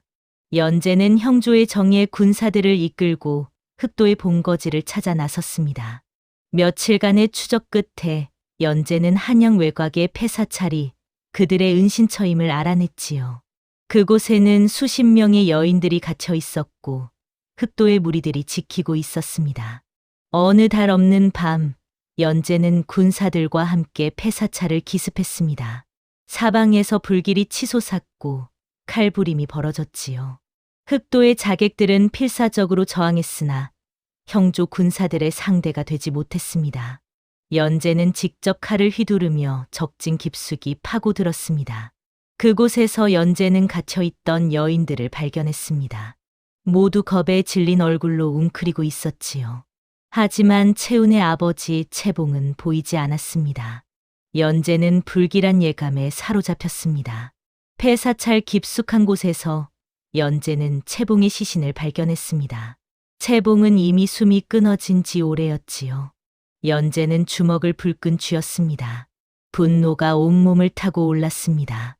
그때 흑도의 우두머리가 나타났습니다. 우두머리는 검은 복면을 쓰고 있었으나 그 기세가 범상치 않았지요. 연재는 칼을 들고 그를 향해 달려들었습니다. 두 사람의 칼이 부딪히며 불꽃이 튀었습니다. 연재는 채봉을 생각하며 채운을 생각하며 그리고 억울하게 끌려간 모든 여인들을 생각하며 칼을 휘둘렀습니다. 치열한 싸움 끝에 연재는 마침내 우두머리에게 일격을 날렸습니다. 우두머리는 피를 토하며 쓰러졌지요. 복면이 벗겨지고 그 얼굴이 드러났습니다. 놀랍게도 그는 강원우의 신복 중 한 명이었습니다. 연재는 우두머리를 산채로 붙잡았습니다. 그리고 그에게서 모든 진실을 캐냈지요. 강원우는 오랫동안 흑도를 이용해 여인들을 납치하고 그들을 권력자들에게 바쳐왔습니다. 검은 비녀는 표적을 표시하는 물건이었고 채운 역시 그렇게 선택된 것이었습니다. 연재는 흑도의 장부와 서찰들을 모두 압수했습니다. 거기에는 강원후의 이름뿐 아니라 수많은 고위 관리들의 이름이 적혀 있었지요. 연재는 그 모든 증거를 형조로 가져갔고 형조 판서는 즉시 임금께 보고했습니다. 현종 임금께서는 크게 노하셨습니다. 백성을 보살펴야 할 관리들이 도리어 백성을 해쳤다는 사실에 분개하셨지요. 임금은 즉시 강원후와 연루된 모든 관리들을 압송하라 명하셨습니다. 강원후는 벼슬이 박탈되고 옥에 갇혔으며 그의 일가도 함께 벌을 받았습니다. 흑도와 관련된 자들은 모두 엄벌에 처해졌습니다. 납치되었던 여인들은 가족의 품으로 돌아갔고 돌아갈 곳이 없는 이들은 나라에서 보살펴 주었지요. 한양과 예산 고을 그리고 여러 지방에서 백성들은 기뻐하며 만세를 불렀습니다. 연재는 채운을 데리고 예산 고을로 돌아갔습니다. 아버지 서문 진우와 어머니는 채운을 따뜻하게 맞이했지요. 채운은 채봉의 죽음에 슬퍼했으나 연재와 서문가의 보살핌 속에서 조금씩 마음의 상처를 치유해 갔습니다. 연재는 형조의 정식 수사관으로 임명되었습니다. 임금께서 직접 그의 공을 치하하시며 벼슬을 내리셨지요. 연재는 한양과 예산 고을을 오가며 두정부패를 엄벌하는 청렴한 관원으로 명성을 얻었습니다. 그의 이름 앞에는 늘 정이라는 말이 따라다녔습니다. 채우는 서문가의 며느리가 되었습니다. 비록 신부는 미천했으나 진우 부부는 채운의 올곧은 성품을 사랑했지요. 채운은 예산 고을에서 맑은 노래로 백성들의 마음을 다스렸습니다. 그의 노랫소리를 들으면 슬픈 이는 위로받고 지친 이는 힘을 얻었다고 합니다. 세월이 흘러 가을이 왔습니다. 단풍이 붉게 물든 어느 날 연재는 채운과 함께 뒷산에 올랐지요. 두 사람은 나란히 앉아 고을을 내려다보았습니다. 연재는 채운의 손을 잡으며 말했습니다. 그대의 노래가 내 길을 밝혔다고. 그대가 있어 이 모든 일을 해낼 수 있었다고 말이지요. 채운은 조용히 미소 지으며 대답했습니다. 도련님의 용기가 저를 구했다고. 도련님이 아니었다면 저는 이 세상에 없었을 거라고 말입니다. 두 사람은 말없이 서로를 바라보았습니다. 그 눈빛 속에는 고난을 함께 이겨낸 이들만이 나눌 수 있는 깊은 신뢰가 담겨 있었습니다. 사람들은 오래도록 이 이야기를 전했습니다. 어둠이 아무리 깊어도 진실의 소리는 가려지지 않는다고. 정의를 향한 한 사람의 용기가 세상을 바꿀 수 있다고 말이지요. 연재와 채운의 이야기는 고을 사람들의 입에서 입으로 전해지며 후세에까지 큰 교훈을 남겼습니다. 옛말에 백절불굴이라는 말이 있습니다. 어떠한 난관에도 굽히지 않고 이겨나간다는 뜻이지요. 연재는 바로 그런 사람이었습니다. 사랑하는 이를 구하기 위해, 정의를 세우기 위해 목숨을 걸고 싸웠던 것입니다. 그리고 채우는 어둠 속에서도 희망을 잃지 않고 끝까지 버텨냈지요. 우리도 살다 보면 때로는 깊은 어둠을 마주할 때가 있습니다. 하지만 그 어둠이 영원하지는 않습니다. 진실은 언젠가 드러나고 정의는 반드시 승리하게 되어 있지요. 중요한 것은 어려움 속에서도 올바른 길을 가려는 의지와 소중한 일을 지키려는 용기입니다. 다음 영상을 빠르게 만나보시려면 좋아요와 구독을 눌러주세요. 그럼 더 재미있는 영상으로 찾아뵙겠습니다. 모두 행복한 하루 보내세요. 옛날 옛적 조선 중종 임금께서 다스리시던 시절의 일입니다. 경상도 평연이라는 작은 고을에 유난히 가뭄이 심한 해가 있었습니다. 들판은 갈라지고 곡식은 타들어갔으며 백성들의 한숨 소리가 골목마다 서려 있었지요. 그 혼란 속 장터 한 구석에 머리칼로 얼굴을 가린 채 말없이 앉은 떠돌이 사내가 하나 있었습니다. 사람들은 그를 거지 청년이라 불렀습니다. 누구도 그의 이름을 묻지 않았고 그 역시 스스로를 밝히지 않았지요. 다만 그의 눈빛만은 유난히 깊고 맑았습니다. 사내는 아무것도 기억하지 못했습니다. 자신이 어디서 왔는지, 이름조차 희미했으나 가슴 밑바닥에만 선을 향한 끌림이 남아 있었지요. 말수는 적었으나 누가 보아도 눈빛만은 따뜻했습니다. 백성들은 그저 기묘한 사내라 여겼을 뿐, 그 누구도 그에게 관심을 두지 않았습니다. 장터를 지키는 전방 주임 부부만이 유일하게 그를 거두어 주었지요. 고을 수령의 아들은 그를 미친 자라 부르며 업신 여겼고, 어린아이 담임만이 가끔 작은 주먹밥을 건넬 뿐이었습니다. 어느 날 중앙에서 우의정 윤서명이 고을의 민심을 살피러 내려왔습니다. 조정에서는 백성들의 고통이 얼마나 깊은지 알고자 했던 것이지요. 윤서명은 장터를 돌아보다가 말없이 앉아 있는 사내를 보았으나 그저 불쌍한 거지려니 여기고 지나쳤습니다. 그날 저녁 단이가 보리 주먹밥을 사내에게 건넸습니다. 사내는 주먹밥을 받아 들고 고개를 들어 단이를 바라보았지요. 그리고 조용히 말했습니다. 큰 화를 피하시겠소. 전방 주임 부부는 어리둥절했습니다. 무슨 뜻인지 알 수 없었지요. 하지만 이 작은 장면이 앞으로의 큰 운명의 물꼬가 되리라 아무도 예상하지 못했습니다. 사내는 다시 고개를 숙이고 말이 없었고 사람들은 그저 헛소리로 여겼습니다. 여름이 왔습니다. 어느 무더운 날 밤 고을을 뒤덮는 대화제가 일어났습니다. 바람이 세차게 불어 불길은 순식간에 번져 나갔고 집 수십 채가 불탔습니다. 백성들은 울부짖으며 물을 길어 날랐으나 소용이 없었지요. 하지만 기이하게도 단인의 집만은 불길이 비껴갔습니다. 마치 보이지 않는 손이 막아준 것처럼 말이지요. 사람들은 그제야 떠돌이 사내의 말을 떠올렸습니다. 저 산에 귀신이 붙은 것이 아니냐. 아니면 신령의 뜻을 아는 자인가. 장터의 시선은 경계와 호기심이 섞여 흔들렸습니다. 어떤 이는 두려워했고 어떤 이는 궁금해했지요. 사내는 여전히 말이 없었으나 이제 그를 찾아오는 이들이 하나둘 생겨나기 시작했습니다. 사람들이 몰려오자 사내는 오히려 고개를 숙였습니다. 그저 필요한 말만 들려줄 뿐이었지요. 어느 부인에게는 이렇게 말했습니다. 부인의 눈물이 곧 닥칩니다. 며칠 뒤 그 부인의 시아버지께서 돌아가셨습니다. 또 어느 장수 어르신에게는 이렇게 말했지요. 오늘은 그 길을 가지 마시오. 장수 어르신은 반신반의했으나 길을 바꾸었고 그날 원래 가려던 길에서 산사태가 일어났습니다. 사내의 말은 모두 현실이 되었고 고을의 민심은 점점 그에게 기울어 갔습니다. 사람들은 그를 선생이라 부르기 시작했지요. 우의정 윤서명은 백성들이 한 산의 주위로 모여드는 것을 보고 다시 찾아왔습니다. 그는 사내 앞에 앉아 물었습니다. 그대는 도대체 무엇을 보는 것이오?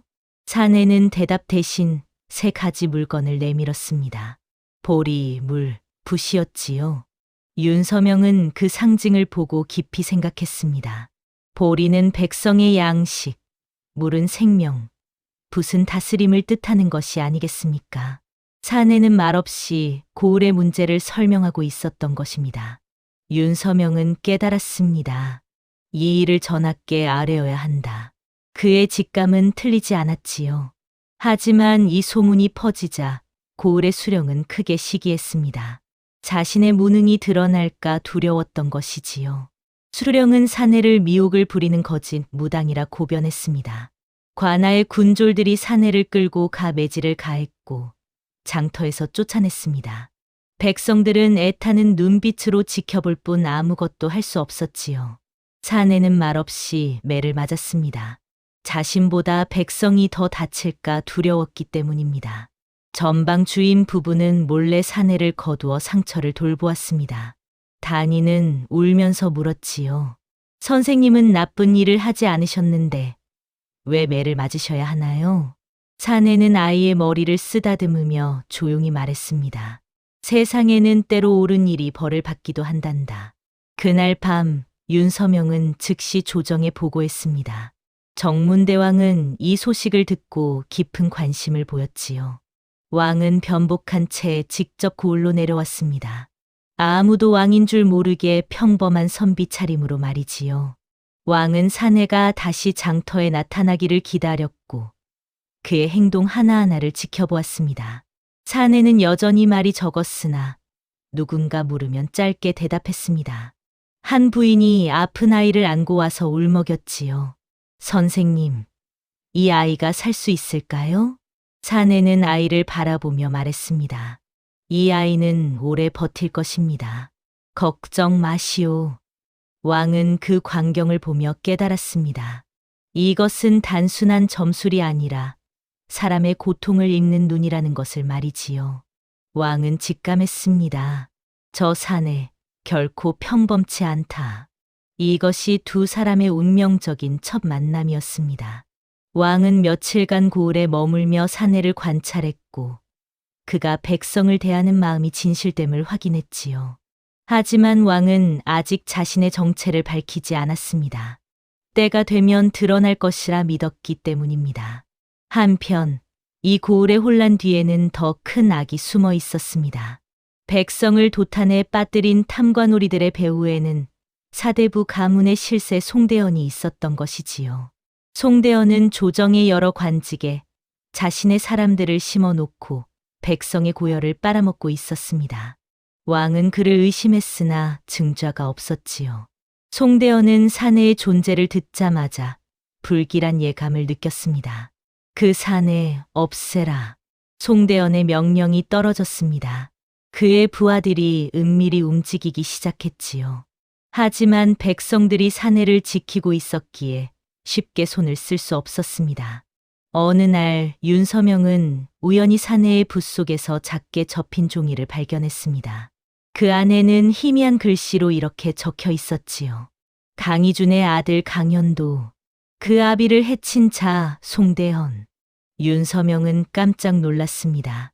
강희준이라는 이름은 10여 년 전 억울하게 죽은 충신의 이름이었습니다. 그렇다면 이 사내가 바로 그 아들이란 말입니까? 윤서명은 조심스럽게 사내에게 물었습니다. 그대의 이름이 강현도요? 사내는 잠시 멍하니 있다가 천천히 고개를 끄덕였습니다. 그제야 그는 기억의 조각들이 맞춰지는 것을 느꼈지요.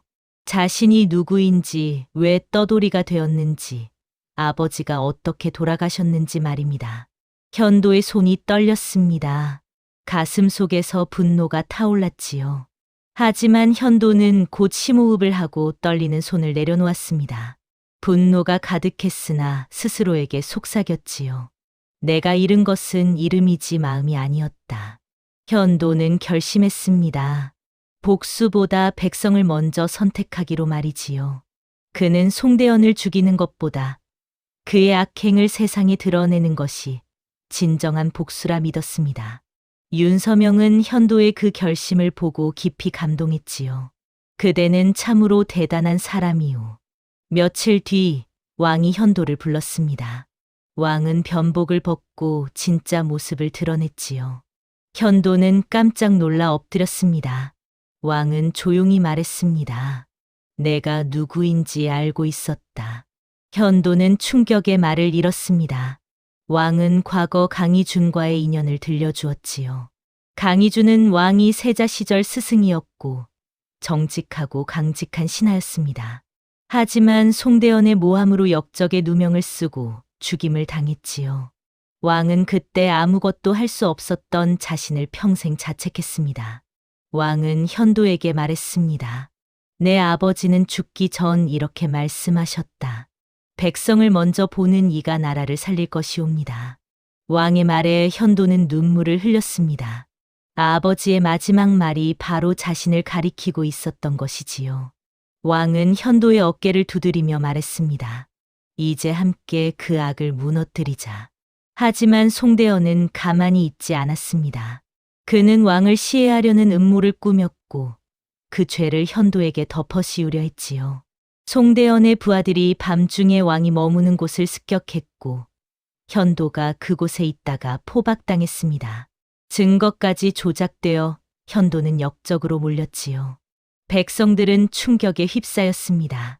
강 선생님이 역적이라니 말도 안 돼요. 단이와 전방 주임 부부는 울부짖었습니다.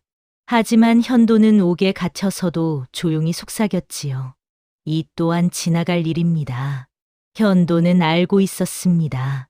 진실은 반드시 드러난다는 것을 말이지요. 하지만 시간이 필요했습니다. 그 시간 동안 우의정 윤서명이 목숨을 걸고 움직였습니다. 그는 송대원의 부하들을 미행하여 증거를 찾아냈고 왕께 진실을 알렸지요. 왕은 즉시 옥문을 열어주었습니다. 현도는 왕 앞에 다시 섰습니다. 그리고 조용히 말했지요. 신은 진실이 백성을 살린다고 믿습니다. 현도는 송대원의 죄를 밝힐 단서를 내놓았습니다. 그것은 아버지가 남긴 또 하나의 암호였지요. 강희주는 죽기 전 송대원의 악행을 기록한 문서를 숨겨두었고 그 위치를 아들에게만 알려주었던 것입니다. 현도는 그 기억을 되살려 문서가 숨겨진 곳을 찾아냈습니다. 드디어 송대원과의 마지막 대면이 이루어졌습니다. 왕 앞에서 송대원의 모든 악행이 낱낱이 드러났지요. 고을의 백성을 착취한 일, 충신을 모함한 일, 왕을 시해하려 한 일까지 말입니다. 송대원은 무너진 목소리로 중얼거렸습니다. 나는 살고 싶었을 뿐이다. 현도는 조용히 응답했습니다. 그러나 그 살고자 함이 수많은 이들을 죽였습니다. 송대원은 무릎을 꿇었습니다. 그의 권세는 한순간에 무너졌고 그를 따르던 자들도 모두 잡혀갔지요. 백성들은 환호했습니다. 드디어 정의가 이루어진 것입니다. 왕은 고을의 세금을 면제하고 굶주린 백성에게 구휼미를 내렸습니다. 또한 현도에게 관직을 내리려 했지요. 하지만 현도는 정중히 사양했습니다. 신은 그저 고을의 평범한 책 읽는 사내로 남고 싶습니다. 왕은 현도의 뜻을 존중했습니다. 백성들은 그를 강선생이라 부르며 존경했지요. 현도가 지나가면 누구나 고개를 숙였고 아이들은 그의 뒤를 따라다녔습니다. 현도는 전방 주인 부부의 집에 머물며 백성들의 고민을 들어주었습니다. 그의 삶은 평범했으나 그 마음만큼은 누구보다 밝았지요. 어느 따뜻한 봄날, 단이가 다시 주먹밥을 내밀었습니다. 선생님, 또 드리려고요. 현도는 미소 지으며 말했습니다. 고맙구나. 나는 그저 사람을 볼 뿐이다. 현도는 주먹밥을 받아 들고 먼 산 너머를 바라보았습니다. 그의 이름은 한때 잃었으나 그의 마음은 시대를 넘어 남았지요. 사람들은 그를 기억했습니다. 이름보다 마음이 더 오래 간다는 것을 강 선생이 몸소 보여주었기 때문입니다. 옛말에 백절불굴이라는 말이 있습니다. 어떠한 난관에도 굽히지 않고 이겨나간다는 뜻이지요. 강현도는 자신의 이름조차 잃었으나 백성을 향한 마음만은 잃지 않았습니다. 그 마음이 결국 악을 무너뜨리고 세상을 바로 세웠지요. 우리는 여기서 배웁니다. 진정한 힘은 권력이나 재물이 아니라 다른 이를 향한 진실된 마음에서 나온다는 것을 말입니다. 다음 영상을 빠르게 만나보시려면 좋아요와 구독을 눌러주세요. 그럼 더 재미있는 영상으로 찾아뵙겠습니다. 모두 행복한 하루 보내세요. 옛날 옛적 인조 임금께서 세상을 다스리던 시절, 병자호란의 상처가 채 아물기도 전에 한양 종로 일대는 다시금 활기를 되찾고 있었습니다. 청나라와의 교역이 조심스럽게 이어지며 비단과 면포는 권력과 체면을 드러내는 가장 확실한 표식이 되었지요. 그 거래의 중심에는 직물상단의 거두 서만호가 자리하고 있었습니다. 사람들은 서만호를 두고 비단으로 성을 쌓은 사내라 불렀고 그의 점포 앞에는 날마다 양반과 상인들의 발길이 끊이지 않았습니다. 그러나 풍문에는 기이한 소문이 돌기 시작했습니다. 서만호 집안의 재산보다 더 무거운 유언이 숨겨져 있다는 이야기였지요. 서만호에게는 두 아들이 있었습니다. 장자 서강은 고운 옷과 기생, 술에 둘러싸인 채 살았고 아버지의 상단을 언젠가 자기 것이 될 장난감쯤으로 여겼습니다. 반면 둘째 서량은 늘 뒷전에서 장부를 보고 상인과 노비들과 허물없이 지내며 상단의 속살을 익혀갔지요. 서량은 겉모습이 수수했으나 말수가 적고 눈빛이 깊어 노상꾼들 사이에서는 은근히 신뢰를 받는 인물이었습니다. 서량은 형을 거스르지 않고 뒤로 물러나 있었으나 시장을 볼 때마다 표정이 묵직하게 굳어지곤 했습니다. 어느 초겨울 초라한 옷차림의 여인 하나가 서가의 뒷문으로 들어왔습니다. 이름은 연초였지요. 신부는 그저 행수마님의 방을 치우는 하녀에 불과했습니다. 그러나 서량은 우연히 연초가 장독대 옆에 널어둔 천을 손끝으로 스치며 중얼거리는 말을 듣게 되었습니다. 이건 영남, 이건 전라도. 실 굵기가 다르니 염색을 달리해야 사흘은 더 빛을 지키겠구나. 서량은 그 순간 연초가 보통 사람이 아님을 직감했습니다. 연초는 서량을 도련님이라 깍듯이 불렀으나 둘 사이에는 미묘한 거리감과 알 수 없는 공기가 흐르기 시작했지요. 얼마 지나지 않아 서만호는 병을 얻었고 상단 안은 눈치와 욕심으로 술렁이기 시작했습니다. 서강은 벌써부터 창고 열쇠와 장부를 손에 쥐려 들었고 하인들과 첩들까지 자기 편으로 끌어들이려 했었지요.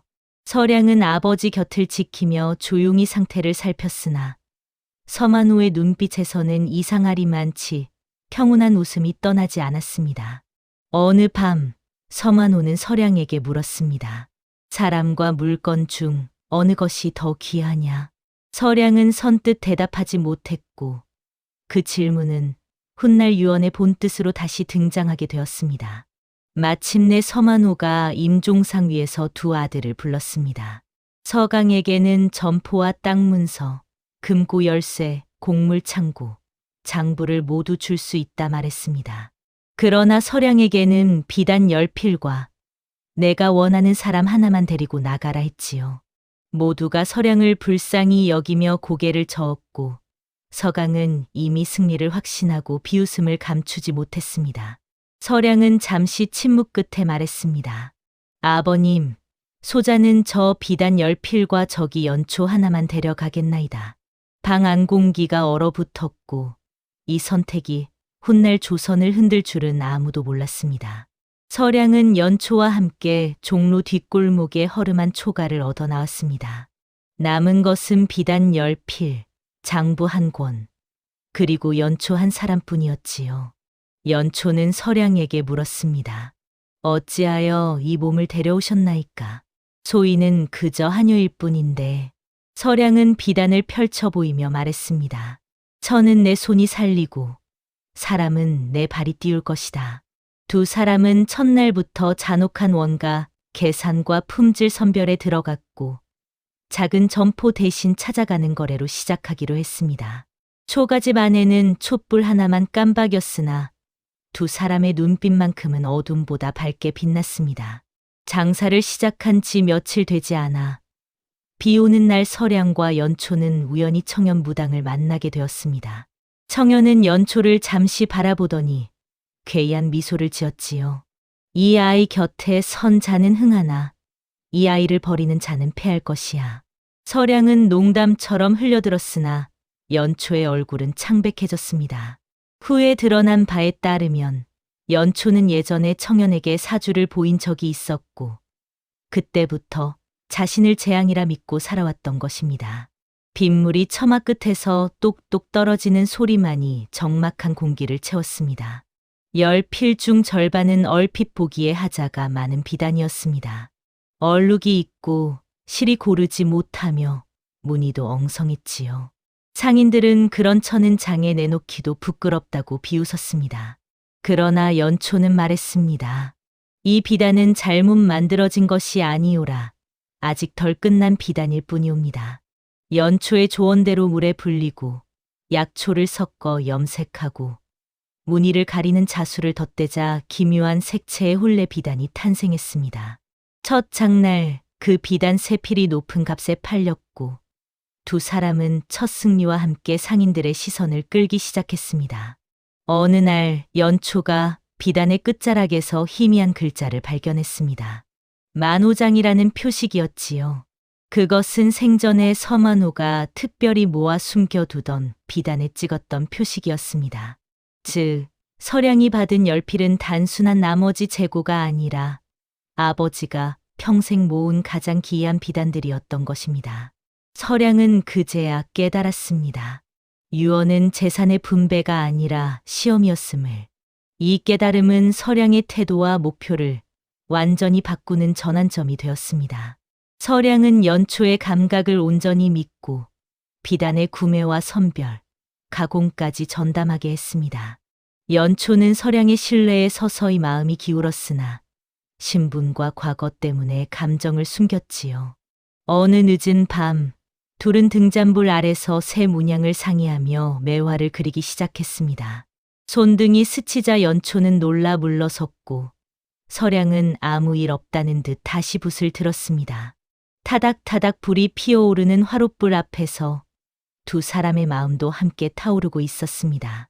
종로 상인들 사이에서 서량과 연초의 비단이 큰 인기를 끌자 오래된 상단들이 비천한 계집이 귀족 비단을 더럽힌다며 모함을 시작했습니다. 서강의 신복이 몰래 돈을 뿌려 소문을 퍼뜨렸고 관청에까지 가짜 비단, 조작된 염색이라 고발이 들어갔지요. 점포가 아닌 초라한 초가집까지 수색을 당했습니다. 모든 것이 무너질 위기 속에서 연초는 입을 굳게 다물고 모든 비난을 혼자 감당하려 했습니다. 서량은 처음으로 분노를 드러내며 정면 돌파를 선택했습니다. 비단을 펼쳐 관아에 직접 가져가 한 올 한 올 검증받겠다고 외쳤지요. 고발 조사 과정에서 오래된 족보와 기록을 살피던 박노인이 기이한 사실을 알아냈습니다. 연초는 사실 어느 몰락한 양반가에 버려진 서녀였으며 서만호가 은밀히 데려와 하녀로 키우게 한 아이였다는 것입니다. 즉, 서만호는 생전부터 연초의 재능과 사연을 알고 있었고 언젠가 둘째 아들과 함께 설날을 기대하고 있었던 셈이지요. 이 사실은 아직 널리 알려지지 않았으나 박노인은 서량에게만 조용히 전했습니다. 사람이 곧 재산이라던 서만호의 말이 비로소 이해되기 시작했습니다. 서량은 밤새도록 아버지의 유언과 연초의 과거를 곱씹었습니다.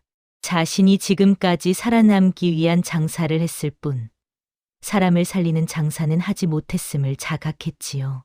서량은 결심했습니다. 이제부터 우리 상단에 들어오는 모든 자는 신분이 아니라 재능으로 자리를 정하겠다고 연초에게도 말했습니다. 그대는 더 이상 하녀가 아니오. 이 상단의 주인이오. 연초는 눈물을 삼키며 머리를 조아렸으나 마음 깊은 곳에서는 여전히 자신이 서량에게 재앙이 될지 모른다는 두려움과 싸우고 있었습니다. 그 사이 서강은 상단을 물려받고도 노름과 기생, 뇌물에 빠져 재산을 탕진했습니다. 점포는 담보로 넘어가고 금고는 비었으며 사람들은 하나둘 떠났지요. 결정타로 청나라와의 밀무역에 손을 댔다가 관군에 적발되며 가문의 이름을 더럽혔습니다. 그리고 어느 혹한의 밤, 초라한 옷차림으로 서량의 저택 앞에 쓰러진 거지 하나가 발견되었습니다. 그가 바로 한때 모든 것을 가졌던 장자 서강이었지요. 형제의 위치가 완전히 뒤바뀌는 순간이었습니다. 서량은 얼어붙은 형을 보며 과거의 모욕과 비웃음, 경멸을 떠올렸습니다. 주변 사람들은 입을 모아 말했지요. 저런 자를 거두면 화근이 됩니다. 연초조차 잠시 망설였습니다. 자신 곁에 선 자는 흥하지만 자신을 버린 자는 패한다는 무당의 말을 떠올리며 다시 형을 살려두는 것이 과연 올바른가 혼란에 빠졌습니다.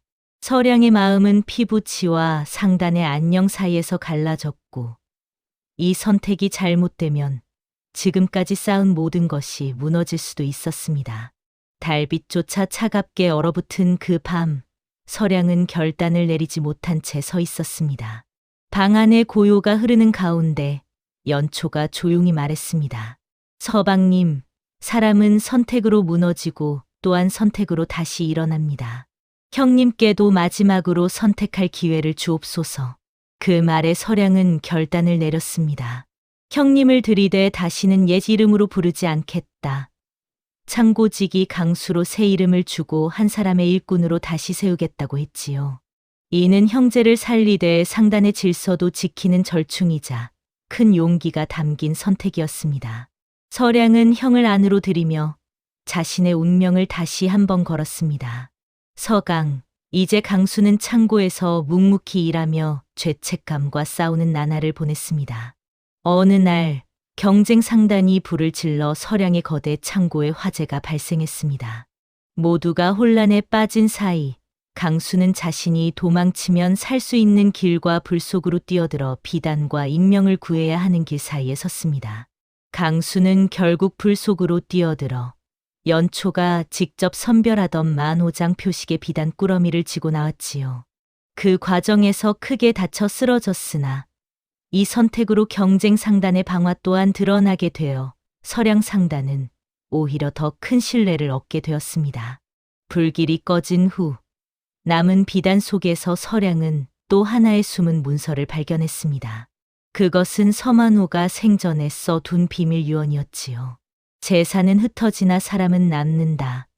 열필 비단은 곧 10사람의 재능이요. 그 중 하나는 내 곁에 선 연꽃이라. 이로써 연초의 존재, 만호장의 비단, 열필의 의미가 모두 하나로 이어졌습니다. 박노인과 청년 무당이 각각 알고 있던 조각들이 맞춰지며 서만호가 오래전부터 연초와 서량을 한 쌍으로 엮으려 했음이 드러났습니다. 모든 복선이 회수되며 이야기는 마지막 정리로 나아갔습니다. 서량은 상단의 이름을 열량상단이라 짓고 연초를 정식 안주인이자 직물 총책으로 세웠습니다.